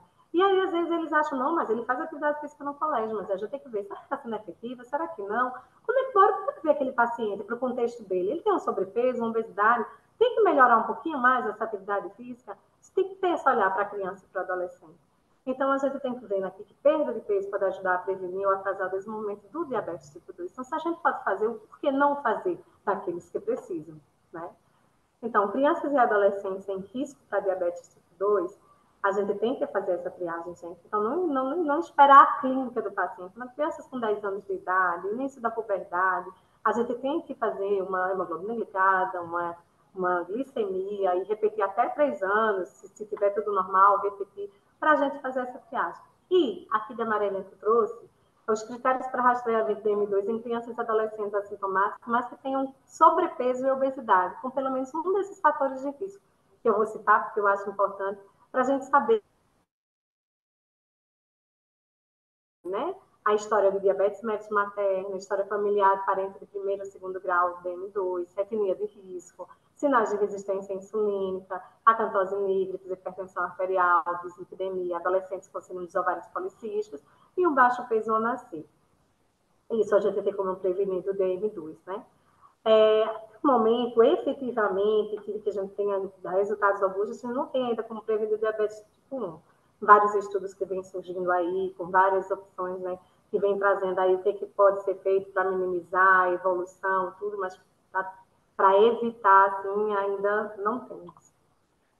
Aqui eu trouxe, porque eu achei importante trazer, que a gente aqui no Distrito Federal, a gente tem essa nota técnica que visa como critérios de compartilhamento de cuidado da atenção primária à saúde com atenção ambulatorial secundária, né? Modelo de atenção às condições crônicas, linha de cuidado de hipertensão sistêmica e diabetes mellitus. Então, tendo aqui, né, que crianças com diabetes, crianças adolescentes até 14 anos, elas são encaminhadas para esse serviço de referência, como diabetes mellitus tipo 1, diabetes mellitus tipo 2, mas lembrando que, em casos de suspeita de cetoacidose diabética, tem que encaminhar para o pronto-socorro de referência. Não é para o ambulatório, porque aquele paciente precisa de atuação imediata e amparada de hospital mesmo, que dirá, às vezes, pode ser até de uma UTI. Então, tem que referenciar o pronto-socorro mais perto de sua referência. Aqui é só o código, né, o que utiliza, porque quem tiver aqui do Distrito Federal, né, assistindo, que saiba qual é o código, que é que está agendado, que é atendimento multidisciplinar, endocrinologia pediátrica, usuário de ADM de alto, muito alto risco, até 14 anos de idade. E aí eu queria finalizar, né, trazer os últimos slides da importância de ter uma equipe multiprofissional no tratamento do diabetes mellitus. Ele em toda a vida é importante, e aí eu venho puxar um pouquinho a sardinha para a endocrinologia pediátrica, né? A gente está vendo que esse Czinho trouxe essas duas figuras para a gente lembrar que a criança, ela tem o diabetes tipo 1, mas ela está em crescimento e desenvolvimento. Né? Ela está ali numa maturação sexual, ela vai entrar numa puberdade, ela vai deixar de ser criança, vai se tornar o adulto, ela está ali no crescimento, e a gente lê e os artigos trazem que em toda consulta a gente tem que pesar, medir e fazer o IMC dessa criança, porque são parâmetros de um bom controle glicêmico dela, né? Um bom controle do diabetes, né? E a gente tem que entrar, eu já tive pacientes aqui que quando eu saí do ambulatório tradicional e tive a equipe, eu tive essa felicidade de trabalhar com a equipe multiprofissional, tem um paciente que eu dizia, gente, esse é um paciente que eu sabia do risco que ele tinha, ele internava direto com cetoacidose, ele não entrou na puberdade na época correta, eu sabia que era o diabetes, e uma situação socioeconômica difícil, nossa, enfim, que a gente usou, e como a gente trouxe ele como um paciente estudo de caso, para fechar plano, toda a equipe conhecia, e toda a equipe também viu o benefício de um excelente tratamento, dele entrando na puberdade, dele parando de internar com cetoacidose. A gente já fez a transição dele da endocrinopet para a endocrinologia de adulto, e a gente ter ele assim, né, só em ter entrado na puberdade, ter entrado nessa vida de adulto jovem, de parar de internar com cetoacidose, que foi um ganho para toda a equipe, uma alegria. Então, essa busca do bem-estar da criança, ela tem que ser contínua, gente. As mudanças na rotina familiar, nas consultas médicas e de demais profissionais, realização de exames, dieta, administração de medicação, possíveis internações, ela vem vem como um combo, vem com o diagnóstico. Então, a equipe tem que estar preparada para abordar esses assuntos, saber explicar cada pontinho desse, e aí analisando, né, o contexto do núcleo familiar, oferecendo alternativas que melhorem o desempenho dos familiares, oferecendo suporte de qualidade durante todo o tratamento, né? Porque aí a gente busca pacientes felizes, com bem-estar, e que vão estar mais aptos a entrar dentro do tratamento e melhorar. Aqui eu trouxe que a equipe, fotos da equipe, tutoria com CONAS, com Beneficência Portuguesa, com participação dos gestores, de toda a equipe em jornadas. Aqui é o acolhimento dos pacientes, aqui nossa gestão, né? O nosso ponto de apoio, gestão de cuidados, ela que pega o plano de cuidados e vai direcionando para cada profissional que o paciente vai passar. Aqui são os quadros que nossas nutricionistas, com tanto carinho, fazem de educação, porque aqueles pacientes, entre uma consulta ou outra que estiverem esperando, possam ter a oportunidade de estar conhecendo sobre alimentos. Esses quadros são mudados, tá, gente? Não é um quadro que fica eterno, a gente vê com a necessidade, com as demandas, a gente muda, a gente explica. É um momento muito gostoso, que às vezes ali, quando a gente passa e eles tiram dúvidas, é muito interessante. Aqui fotos de toda a equipe, né? De tutorias com aprendizado, com trabalhos que a gente está sempre buscando melhorar, buscando dentro de diretrizes, mas também de como atuar com os pacientes, de gerir tempo de consulta, de trabalho, para otimizar o tempo dos pacientes. É uma busca nossa também, de todos que eu falo, gestão, a equipe de atendimento, a equipe que nos ajuda nas tutorias, como o CONAS e a Beneficência Portuguesa, e aí eu deixo aqui nosso agradecimento sempre, que a gente sempre está em busca de melhorar, né? E aqui finalizar com um Dia Azul, que é um encontro educativo recreativo em diabetes, que acontece aqui no Distrito Federal. Há muitos anos acontecia no serviço de Taguatinga, e que o ano passado eles abriram para todos os serviços que quisessem, pudessem participar desse evento. É um evento que a gente faz com doações de todos, né, de quem pode ajudar, de empresa, de pacientes, de equipes. Então, é uma mobilização muito grande e bonita de todos, para que a gente consiga realizar esse evento, né? Então, aqui está a representação da foto de uma parte dos nossos pacientes, porque teve outros, que aqueles que conseguem ir por meios próprios, carro, carona, quem vai direto para o clube, eles vão, os que não conseguem, a gente faz um ponto de apoio aqui no hospital para a saída, e a gente sai com eles, são 2 ônibus que saem daqui, vai uma parte da equipe no ônibus, outra parte, a educação começa desde da concentração, né? Porque a gente é um encontro realmente educativo e recreativo, porque às vezes a gente diagnostica o paciente que não está bem, eles chegam, tia, minha glicose não deu tão boa, será que eu vou poder brincar, será que eu vou poder comer? E a gente faz a educação, a gente faz a contagem de carboidratos, a gente faz a correção da glicemia, se tiver hipoglicemia a gente faz, lá temos o ponto de apoio da enfermagem, a gente tem brigadista, a gente tem os animadores, que é para animar as crianças, a gente tem a alimentação saudável com as nutricionistas, aqui a refeição, o almoço foi um churrasco, aqui não dá para enxergar, mas tem os pontos de apoio, tem umas tabelas com as contagens de carboidratos, tem balanças para aqueles que fazem a contagem, eles perguntam a todo momento às nutricionistas, a toda a equipe, se tem dúvidas da alimentação, é um momento que a gente trabalha ali também com a refeição principal, com a sobremesa, com a fruta, com o que está comendo, né? Isso é trabalhado direto e com a alegria de ver essa criançada brincando, pulando e se divertindo. A gente pula e se diverte junto, né? Então, é um dia assim, de realização, de ver que eles podem, eles devem brincar, se divertir, ter uma vida saudável, né? E que tenha mais bem-estar e que ganhe muito mais anos de vida aí, que todos nós merecemos, né?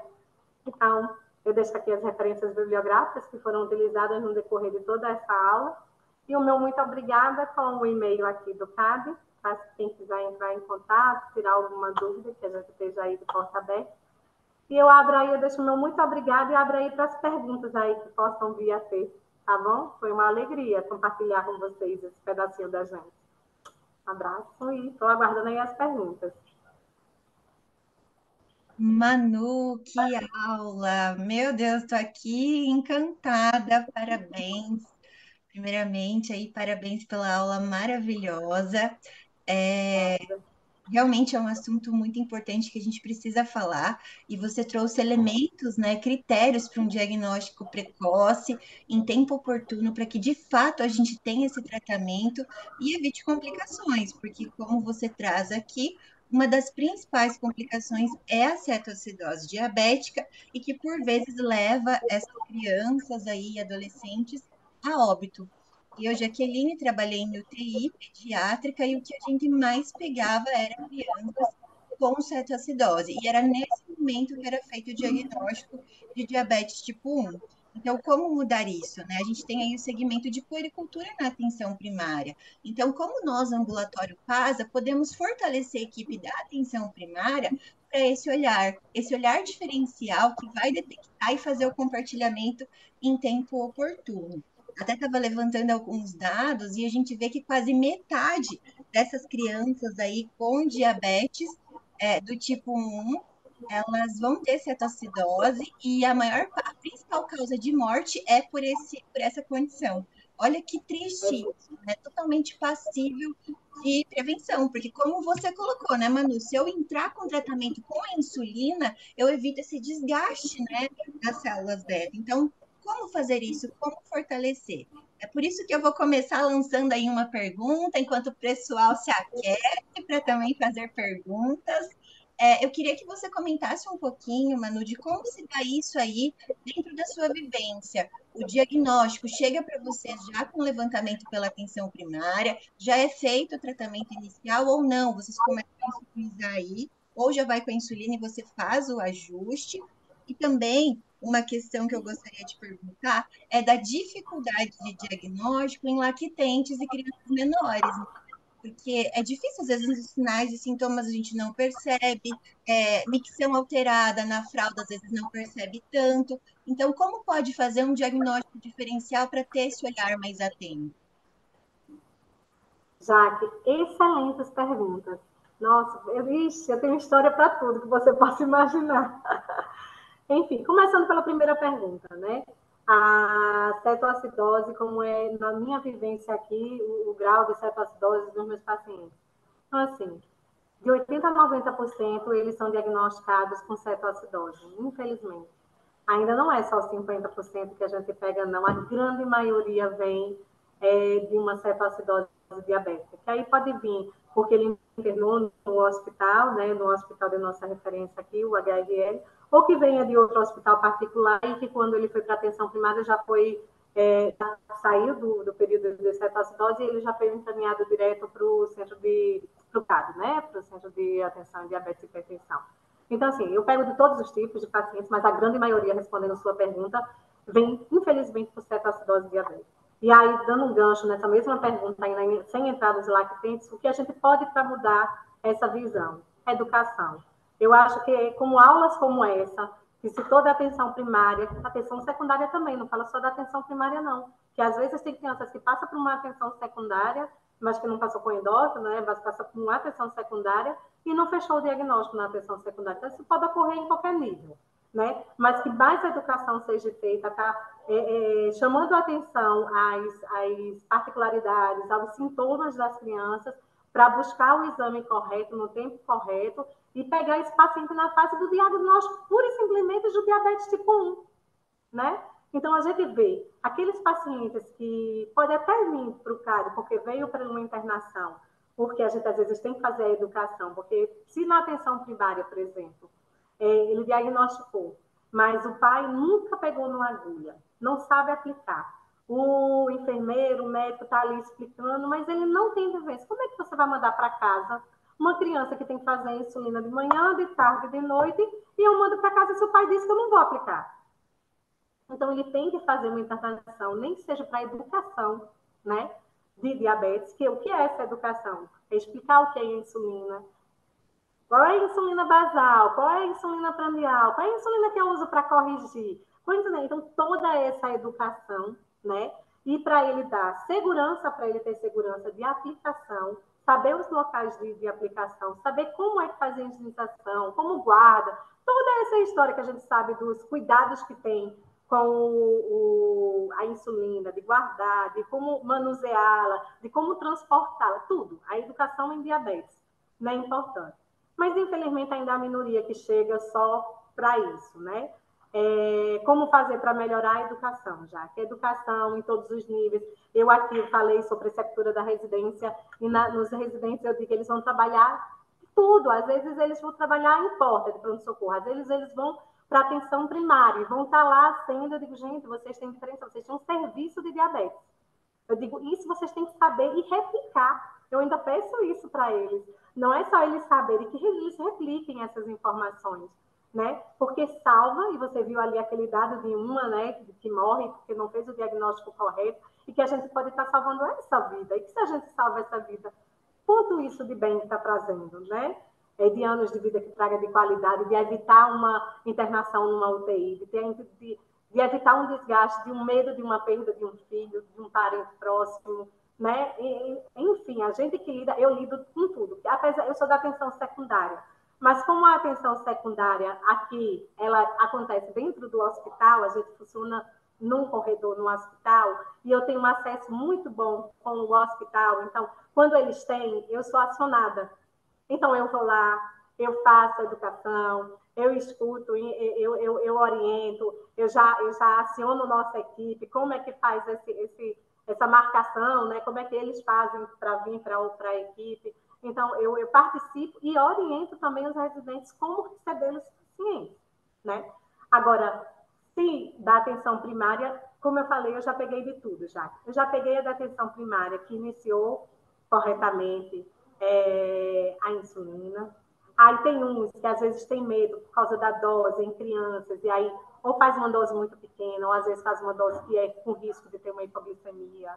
Às vezes eu pego, às vezes que não achou que era DM1, achou que era DM2, entrou com metformina, no caso que não era para ter entrado com metformina, era para ter entrado sim com insulina, porque não é a ação da insulina que está fazendo, é a falta da insulina que tem que fazer. E já peguei de tudo, entendeu? É um ponto aqui, um ponto ali, Mas eu acho que com a educação, com mais aulas desse tipo, com mais entrosamento entre a atenção primária, a atenção secundária, essa conversa, esse olhar atento, até para que a atenção primária também replique isso para outras provas, que a gente sabe que às vezes não tem a cobertura de toda a região, mas que tenha uma que eles possam estar ligados ou possam recorrer. Eu acho que é isso a importância, sabe?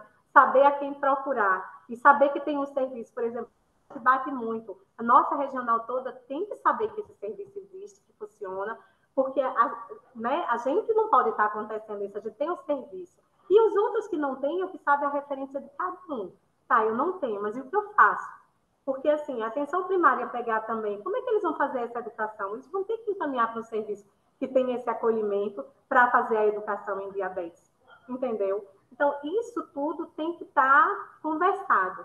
E aí, respondendo a sua segunda pergunta, que é nos lactentes, e aí essa é um ponto difícil para todos, até para quem trabalha, porque são bebês e a gente está pegando já, que você viu, que geralmente o DM1 é mais, né, velhinho, assim, hoje em dia a gente está tendo tanta criança, tanto bebê realmente com DM1, né, lactentes mesmo, que venham com cetoacidose e às vezes descompensa aquele fator ambiental que eu botei, sei lá, o paciente tem uma pneumonia, aí tem uma sepse, junto à sepse veio a cetoacidose, eu já tive um paciente aqui assim, e aí ele veio com cetoacidose. E o pessoal me ligava e dizia, mas Emanuela, mas a cetose está positiva. Eu digo, não tem como a gente descartar que não é diabetes, vamos tratar como sendo. Se não for, a gente faz o desmame depois. Mas, e era DM1. Ele teve a pneumonia, teve a sepse e ele era DM1, ficou meu paciente. Né? Então, assim, é importante que se traga isso, porque a gente não pode. E é como todo diagnóstico diferencial. É a gente vendo, observando quais são os sintomas, quais são os critérios para eu fechar que é o diagnóstico, que é. A gente sabe que tem a hiperglicemia do estresse. Numa sepse, numa doença de gravidade, a glicemia está alta. Mas levar também a cetoacidose, a acidose, também pode. Mas a cetonúria, cetodemia também, tem uma cetoacidose. A gente tem que abrir o leque dos diagnósticos diferenciais e saber aí, triando com a equipe amparada e competente para poder atuar nesse caso, entendeu? E aí fazer. Evitar a educação na puericultura, como você sempre fala. Isso é falado dos pediatras, dos médicos de saúde da família, da quantidade mais ou menos de fraldas que se troca, da mãe conhecer seu filho, porque às vezes a gente tem aquele de livro, né? Ai, tantas fraldas e tudo. Mas a mãe sabe, nossa, eu troco 4 fraldas, sei lá, de urina. E eu tô trocando 10, algo tem. Meu bebê não está ganhando peso e está mamando, está mais irritado. Então, tem que verbalizar. E o médico, o enfermeiro, quem receber esse paciente, atentar para esses sintomas. Porque é nessa fase ali que a gente pode estar atuando no diagnóstico de diabetes mellitus sem estar ainda em cetoacidose. Entendeu? E livrando e tirando muitas complicações que esse paciente pode vir a ter. Entendeu? Eu acho que foram essas duas perguntas, não foi? Excelente, Manu. Ficou bem claro, sim, porque realmente é uma dificuldade que eu vivenciava durante a minha época assistencial e só demonstra assim, a importância da gente fortalecer a questão do matriciamento, né? Que é o que você colocou da educação para a atenção primária, que é quem vai estar ali no cuidado longitudinal com essas famílias e também engajar essas famílias para que estejam preparadas para ter esse olhar diferencial e perceber que 10 fraldas não é normal, tem algo acontecendo e a gente precisa sinalizar e buscar aí uma ajuda. Muito bom mesmo. Nós estamos aqui com pessoas do Sergipe, Paraná, Rondônia, Mato Grosso do Sul, Goiânia, São Paulo, Mato Grosso e Maranhão. Olha que alegria! E eu quero abrir Muito, eu fico tão feliz. para pessoal. Tão feliz de estar atuando assim, né, Jaque? Que a gente que pega essas crianças, eu pego em duas fontes, porque o pessoal entra muito em contato comigo aqui do hospital, então eu pego esse anseio, esse diagnóstico da gravidade ali que eles ligam e trocam experiências comigo, e eu pego o pós e escuto o que os pacientes sentem, como foi a vivência deles. Então, tá podendo levar algo que vá melhorar, que vá trazer mais diagnósticos mais precoces, eu fico muito feliz mesmo. Assim, meu coração assim, fica transbordando. Com certeza está ajudando muito. Pessoal, vocês têm alguma dúvida? Querem compartilhar um pouquinho da experiência de vocês ou de situações que vocês vivenciam e que a Emanuela pode nos ajudar? Ela é endocrinopediatra, então esse é o momento. Fiquem bem à vontade para perguntar. Isabel, Elaine. Oi, eu vou falar um pouquinho aqui. Então, aqui no nosso ambulatório, a gente tem o atendimento das redes prioritárias de saúde, né? O alto risco, na parte da endocrinologia também, né? Do diabetes. Então, a nossos endócrinos também atende, apesar de não ser especificamente endócrino pediatra, atende as crianças, né? Tem algumas que estudam bastante sobre esse tema e daí consegue manejar os casos das endócrinos da pediatria também, né? O que não for solucionado, a gente consegue enviar daí via TRD para outros locais. Mas aqui, como a gente tem a pactuação do convênio do Qualicis, não sei se tem em todos os outros estados, no Paraná existe um convênio do estado do Paraná que é para as redes prioritárias, tem alguns critérios, guia e tudo mais, e o atendimento com uma equipe multiprofissional para esses tipos de atendimento. Então, a gente tem os atendimentos que a gente fala que é normal, que é só com médico, e os do convênio Qualicis, que passa por uma equipe multiprofissional formada por 3 profissionais mais um médico em cada linha de cuidado. Então, são 7 linhas de cuidados que tem no programa do convênio Qualicis. Então, é materno, a infantil, a de diabetes, a de hipertensão arterial, a de saúde do idoso, de saúde mental, e uma sétima que é as especialidades do PRI, que é do Planejamento Regional Integrado, e são especialidades que a demanda é grande, mas a oferta não existe ou é muito pouca para a região, que foi feita uma análise em todos os regionais de saúde do estado do Paraná. Então, dessas especialidades que estavam em ausência e vazio assistencial, a gente pôde escolher algumas para estar fortalecendo com esse recurso que vem do estado. Então, a gente aderiu a todas as linhas, porque cada consórcio de saúde poderia aderir ou não às linhas de cuidado, né, e pactuar esse convênio com o Estado, mas o nosso ambulatório aderiu a todas elas, né, e escolhemos dentre elas, além da rede da hipertensão e do diabetes, né, a gente também no PRI tem a modalidade das consultas da endocrinologia também, para fortalecimento desse atendimento. Então, passa por uma equipe especializada nos mais graves, com estratificação de risco, né, que tem na linha guia. Então, nós estamos fortalecendo a parte dos matriciamentos e treinamentos também aqui, que são ações que dentro desse convênio são pactuados nas avaliações que tem que ter, né, nessas regras dos critérios do convênio. E a gente também, no Paraná, aqui, a gente tem o Planifica SUS, que é a parte do fortalecimento da educação continuada, que eu vi atrás da Jaqueline ali, o folder de planificação, né? A gente tem o Planifica SUS voltado ao fortalecimento da educação continuada. Então, tem vários cursos, né? Presenciais e à distância, e a gente está fortalecendo em seminários, todas as linhas de cuidados, né? Todas as redes. Tá bom? Excelente, é tão bom escutar também assim, serviços que funcionam. E é como você fala, eu acho que essa é a diferença. A gente não tem um endócrino pediatra, mas a gente tem um endócrino e um endócrino que tenha vontade de estudar, conhecer um pouquinho do universo da endocrinopediatria para manejar e ajudar aquelas crianças. É isso, eu acho que é essa a diferença, assim, que faz a diferença, né? São mais pessoas assim, mais equipes dessas que a gente está precisando. Sem dúvida, e a Isabel trouxe também a importância do ambulatório PASA, porque esse do Qualicis, que atende pela equipe multi, né, de forma interprofissional e interdisciplinar, faz toda a diferença, porque como a Manu disse, o atendimento à criança, ao adolescente com diabetes, não é feito somente pelo endócrino, é por meio da equipe, porque não é só o tratamento com a medicação, é principalmente a questão da alimentação e dos hábitos de vida. E quando a gente fala da criança, do adolescente, cada faixa etária vai estar vivenciando um momento. Gente, é tão complexo cuidar de crianças.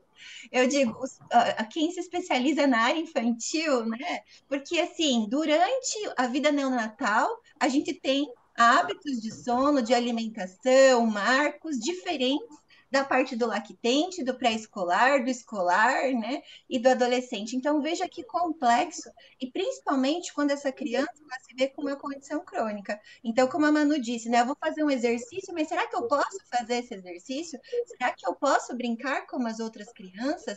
Então, um diferencial, além do matriciamento, é a questão do plano de cuidado que é elaborado durante esse atendimento assistencial no face a face. Né? Então, como hoje está os nossos planos de cuidado nos nossos ambulatórios? A Manu trouxe um quadrinho de metas. Será que todos os profissionais conhecem e deixam claro no plano de cuidado essa questão da meta? Porque a atenção primária vai ter o cuidado longitudinal com essa família. Mas será que ele sabe onde tem que manter e qual que é um sinal de alerta?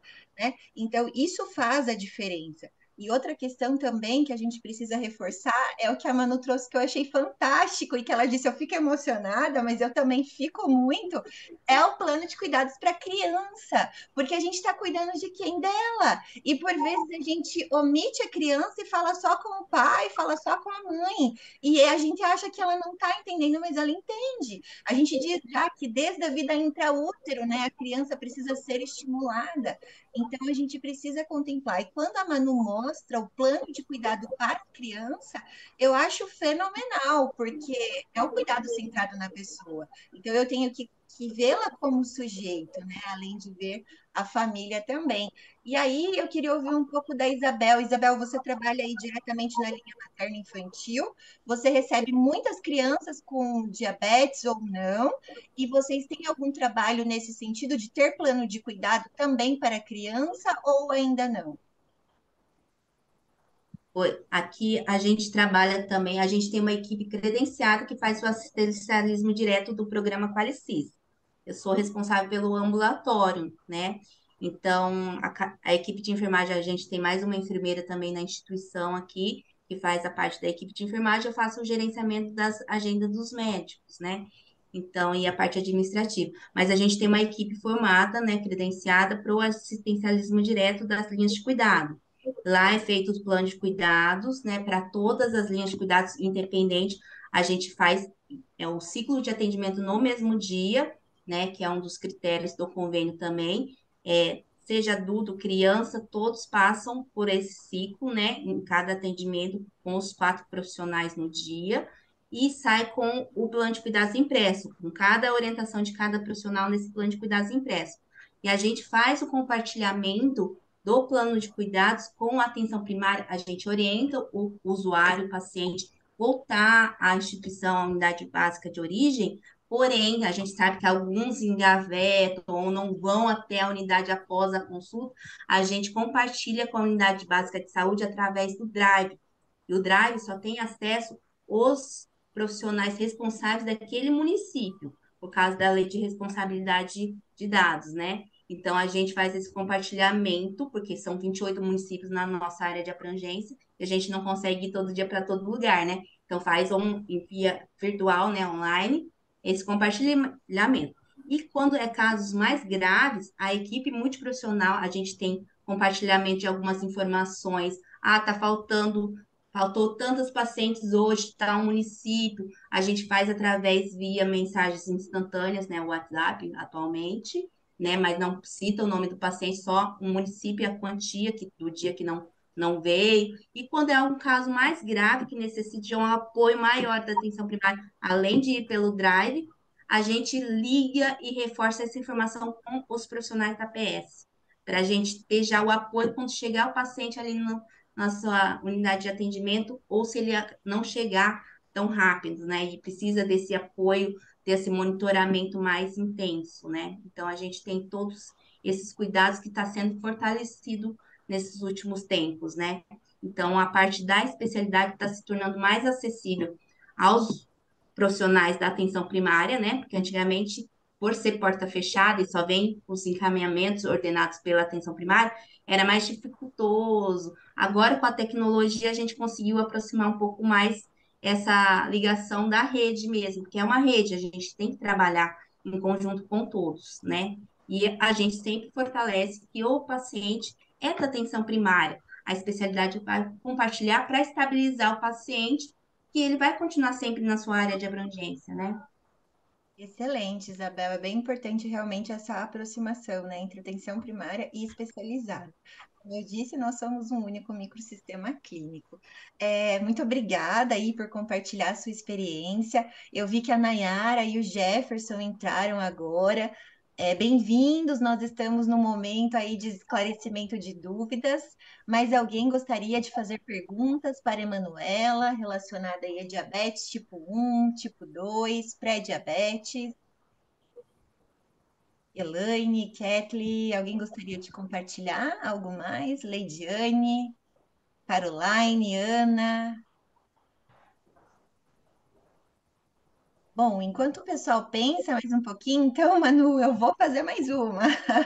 Eu vou aproveitar ao máximo, porque me ajuda muito, está sendo bem rico esse momento, para a gente poder apoiar em nossos ambulatórios.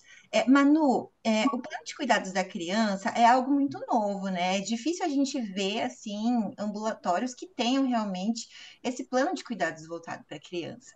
A gente vê mais o plano de cuidados voltado para o familiar e para o profissional aí da atenção primária.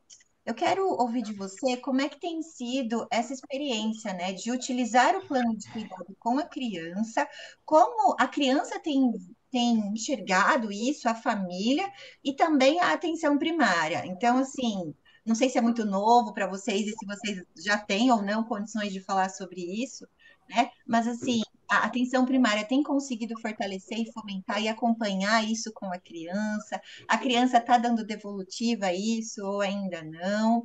E também, se você puder compartilhar como é a questão aí da sua aproximação com a atenção primária em relação ao cuidado, que é um pouco do que a Isabel colocou, né? Tem dúvida sobre o plano de cuidado que chegou lá na unidade de saúde? Eles te ligam, eles esclarecem ou não, se puder reforçar, porque a gente vê que a criança, ela pode apresentar hipoglicemia, ela pode ter complicações, mas será que isso é claro nos sinais de alerta do que está ali descrito no plano de cuidado ou não? O que fazer, né, se a glicemia der muito baixa antes de eu fazer um exercício físico? Está claro lá ou não? Ele consegue ter um número disponível para entrar em contato no ambulatório ou não? Não sei se ficou claro a minha pergunta. Ficou sim, ficou sim. Respondendo a pergunta, está numa fase muito inicial a entrega, né? A gente está na entrega dos planinhos de cuidado, né? Nos desafios do cuidado. Então, as crianças estão começando a devolutiva até para a gente agora, porque o desafio do cuidado é para poder trabalhar com o paciente aqueles pontos que a gente levantou para a gente poder trabalhar o plano de cuidado com eles. Então, a gente ainda está na fase da entrega do desafio do cuidado para estudar o retorno para poder compartilhar e trabalhar junto com eles. Então, a gente ainda está na fase da entrega e no recebimento, da devolutiva deles. Então, ainda não está chegando para a primária o desafio do cuidado para a primária, isso não. O que está indo é o plano de cuidados ainda. A gente ainda está nessa primeira fase de entrega, porque faz pouco tempo que a gente começou a entregar, né? Sobre a recepção das crianças e adolescentes e a devolutiva. Está sendo muito boa. Como eu falei, eu não peguei nenhum paciente. Eu tenho muitos pacientes que às vezes assim, ai, tia, esqueci, respondi, deixei em cima lá, não sei o quê. Então, no máximo, eu tenho uns que esquecem de trazer, mas aí teve até que ficou, eu achei tão assim, eu fiquei coração partido, porque ele é todo responsável e ele é pequeno, tem uns 6, 7 anos, e ele quase chorou, e ele disse assim, porque eu esqueci, como se fosse assim, uma tarefa da escola que eu fosse, né? Aí eu disse, não, ele não esqueceu, ele não sabia onde tinha colocado. Enfim, perdeu. E ele chegou muito ruim de demonstrar isso. E aí, ah, e aí ele veio muito e disse, não tem problema, tia tem outro, eu entreguei outro. Você vê a alegria que ele estava de pegar o desafio do cuidado dele, que ele ia responder, ia trazer. Eu fiquei assim, né? Eu disse, nossa, que alegria de a gente estar passando, que realmente é uma coisinha, é uma coisa boa, que vai trazer benefício para ele mesmo. E ele entrar dentro do processo, né? De saúde dele. Isso que é o máximo. Então, assim, a fase de implementação está essa, ainda da entrega e de recebimento. Então, nem todos os nossos pacientes receberam. Eu acho que a partir do momento que a nossa equipe, que aí você vê que tem várias partes aí, né? Então a gente vai fazer o quê? Então a gente vai pegar cada desafio do cuidado desse e estudá-lo em equipe para a gente fazer em que pontos podemos atuar para trazer a devolutiva para eles e aí sim trabalhar o plano de cuidados com eles. Que aí essa parte aí é que vai para a atenção primária, né? Essa primeira parte está sendo a entrega e da devolutiva deles, então está no iniciozinho. De resposta, eu ainda não, a gente não compactou com a equipe, só tem eu, porque sou eu que entrego e sou eu que recebo. Então, assim, eu sempre dou uma olhadinha, né? Eu não estudo cada caso, ainda não estudei, porque eu fiz essa proposta mesmo, não saí estudando antes da equipe, mas não tem como a gente não receber e ver se está tudo preenchido, se está. E aí tem coisas assim muito interessantes. Eles colocam mesmo, teve um, desenhou, eu acho que foi mais de uma coca, para dizer que bebia mais, e desenhou mais guloseimas, e um falou não, que tirou, as guloseimas não entram em casa, eles são de comida saudável. A outra que botou o horário, manhã eu aplico no braço, à tarde eu aplico na coxa, não sei o quê, que trouxe até mais, a gente não pediu assim esse horário botando no local de aplicação, e eles trouxeram até mais informação. Uns que disseram como estava se sentindo, né? Teve um, eu acho que foi assim, eu não me sinto como não me sinto, não, me sinto bem com o diagnóstico, mas pessoal eu estou confusa, tipo assim, no pessoal dela, ela trouxe isso, é uma adolescente, isso me trouxe assim, mas eu ainda não estudei a fundo, porque eu me propus a tentar entender e estudar esse desafio do cuidado para melhorar em equipe. Eu não quis trazer isso para estudar sozinha. Eu acho que vai ser mais enriquecedor para o paciente, para mim, estudar em equipe, né? Mas eu estou achando que vai ser bem surpreendente para todos nós.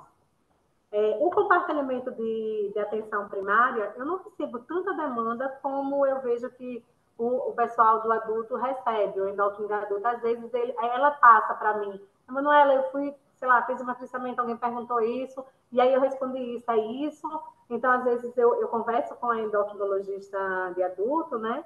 E aí ela passa alguma coisa. E quando eu precisei, aí foi perfeito. Falei com a enfermeira da equipe de saúde, que era sobre um caso de um paciente que estava muito difícil a parte social, de falta de atendimento, a gente não tinha certeza que se fazia todo o tratamento em casa e a gente precisou desse apoio e que foi dado com excelência através da assistente social, que conversou, que trouxe a enfermeira, que conversou comigo, que trocamos experiência, trocamos as dificuldades que são existentes mesmo ali da vida do paciente, e foi uma troca excelente. Eu acho que trocar com a atenção primária, que é quem está ali, e conosco da atenção secundária, é sempre muito enriquecedor. Sempre. Eu trago assim, a troca de experiência e você vê que está todo mundo ali empenhado em melhorar a saúde do paciente. Então, eu acho que essa troca é boa. Em relação às metas, na aula, quando eu falei do plano de cuidados das metas, eu não boto aquele quadro todo para aquele paciente, porque como eu disse que tem que ser individualizado, e cada paciente é um, às vezes eu não posso colocar aquela meta perfeita para ele naquele momento.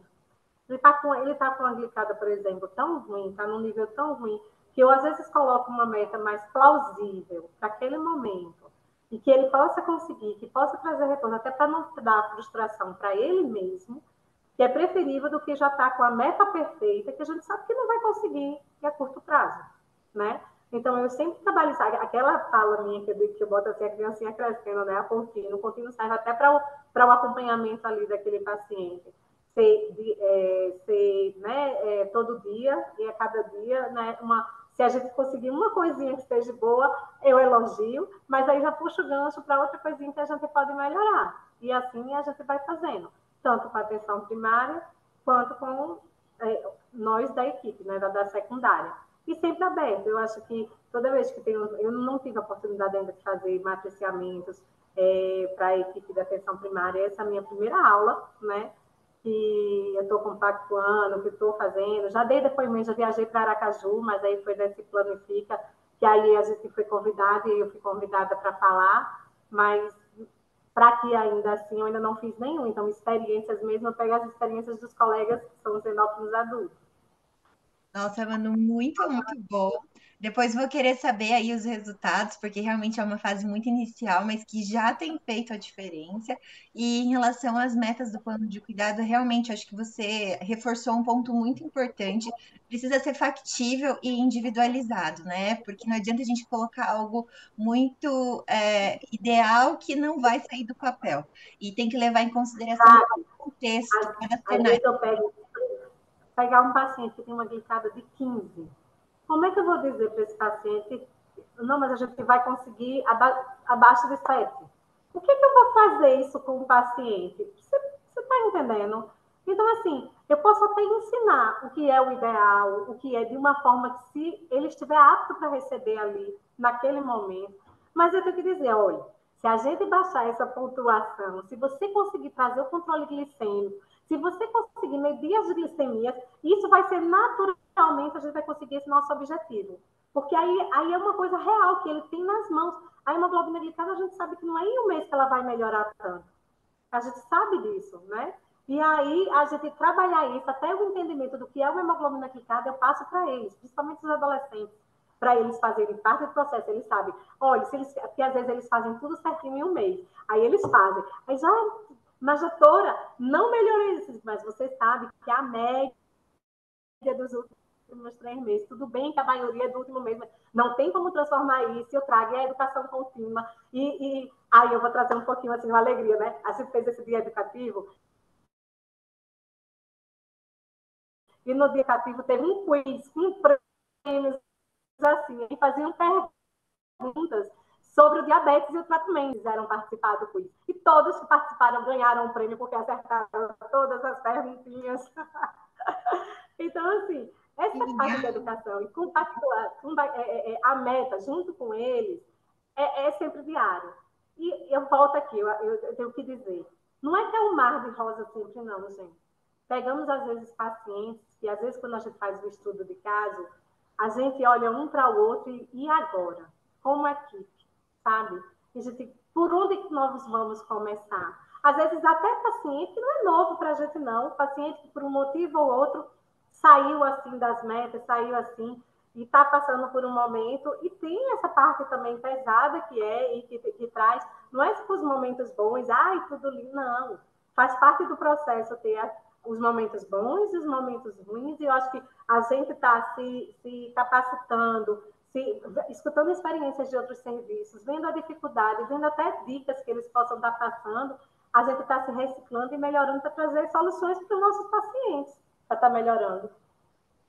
Com certeza, o que você traz aí no seu relato, né? Educação da pessoa usuária, da criança, do adolescente, é o quanto ele também pode ajudar, né? Porque é importante que você faça seu plano de cuidado junto com a pessoa e a atenção primária ela saiba minimamente qual que é a meta esperada até o próximo retorno na especializada. Não necessariamente vai ser aquele dentro do alvo esperado, né? Mas é como você disse, se ele já alcançar aquilo, já é algo muito bom, porque imagine, né? Às vezes ele ouve assim, nossa, eu tenho diabetes, agora eu não posso mais comer macarrão, agora eu não posso mais comer doce. Meu Deus, que tipo de criança que é isso para a vida? Se até a gente adulto tem dificuldade em relação a isso. Então é muito importante o que você coloca de individualizar conforme cada pessoa e considerando também o que ele gostaria, como ele gostaria de viver, que daí a gente está falando do cuidado centrado na pessoa. Então, será que eu não posso comer um doce em tal frequência, desse tipo, dessa forma? Então, isso faz toda a diferença realmente, né? E o quanto essa criança vai ficar atenta, porque você fez o quiz e muitos acertaram ali. E é de toda a equipe, né, Jaque? Eu acho que cada um que passa, com a psicóloga dando uma dica, o enfermeiro, a nutricionista, a própria educação no corredor, agente médico, né, assistente social que falam coisas dos direitos, das coisas. Cada um que vai falando a importância, e seja rotineiro estar falando, porque a gente não pode falar uma vez e a pessoa esquece. E que seja rotineiro isso, que a gente volte a ter sempre essa conversa, aí eles vão entendendo o processo deles mesmo, entendeu? E aí fica mais fácil trabalhar. Excelente. Eu coloquei aqui no chat, pessoal, estamos finalizando. Alguém mais gostaria de fazer uma última pergunta? Eu vi que tinha uma colega ali que abriu a câmera. Deixa eu ver, a Leidiane tinha abriu a câmera e fechou. Leidiane, você gostaria de perguntar? Ali o pessoal está agradecendo a aula, Manu, aula maravilhosa, muito obrigada. Tomara que fique gravado e seja disponibilizado. Bom, se não tiver mais dúvidas, então a gente vai encerrar. Agradeço mais uma vez, viu? Emanuela, foi maravilhoso. Muito aprendizado que a gente vai estar levando aí para os ambulatórios. Depois nos conte como está sendo essa experiência com o desafio do cuidado. Agradecemos muito mesmo e agradecemos a todos que participaram aqui conosco de forma síncrona. Mais para frente a gente vai dar a devolutiva se vai ficar gravado ou não, tá? Se ficar gravado, a gente vai disponibilizar ali no site do YouTube, que nós criamos uma página que se chama Ambulatórios Pasa. Na verdade, né, Manu, tá gravado, a gente só precisa saber se vai ser disponibilizado ou não, tá bom, galera? A gente pode disponibilizar a apresentação em PDF, Manu? Como é? A apresentação em PDF pode ser disponibilizada para o pessoal que acompanhou ou não? Pode. Ah, pode. Então, a gente vai estar mandando por meio das facilitadoras a apresentação em PDF para que todos tenham acesso, tá bom? Agradecemos muito, gente. Uma ótima tarde. Parabéns mais uma vez a todos os médicos. Obrigadão. Eu agradeço também. Obrigada, Manu, e a todos. Tchau, tchau. Tchau.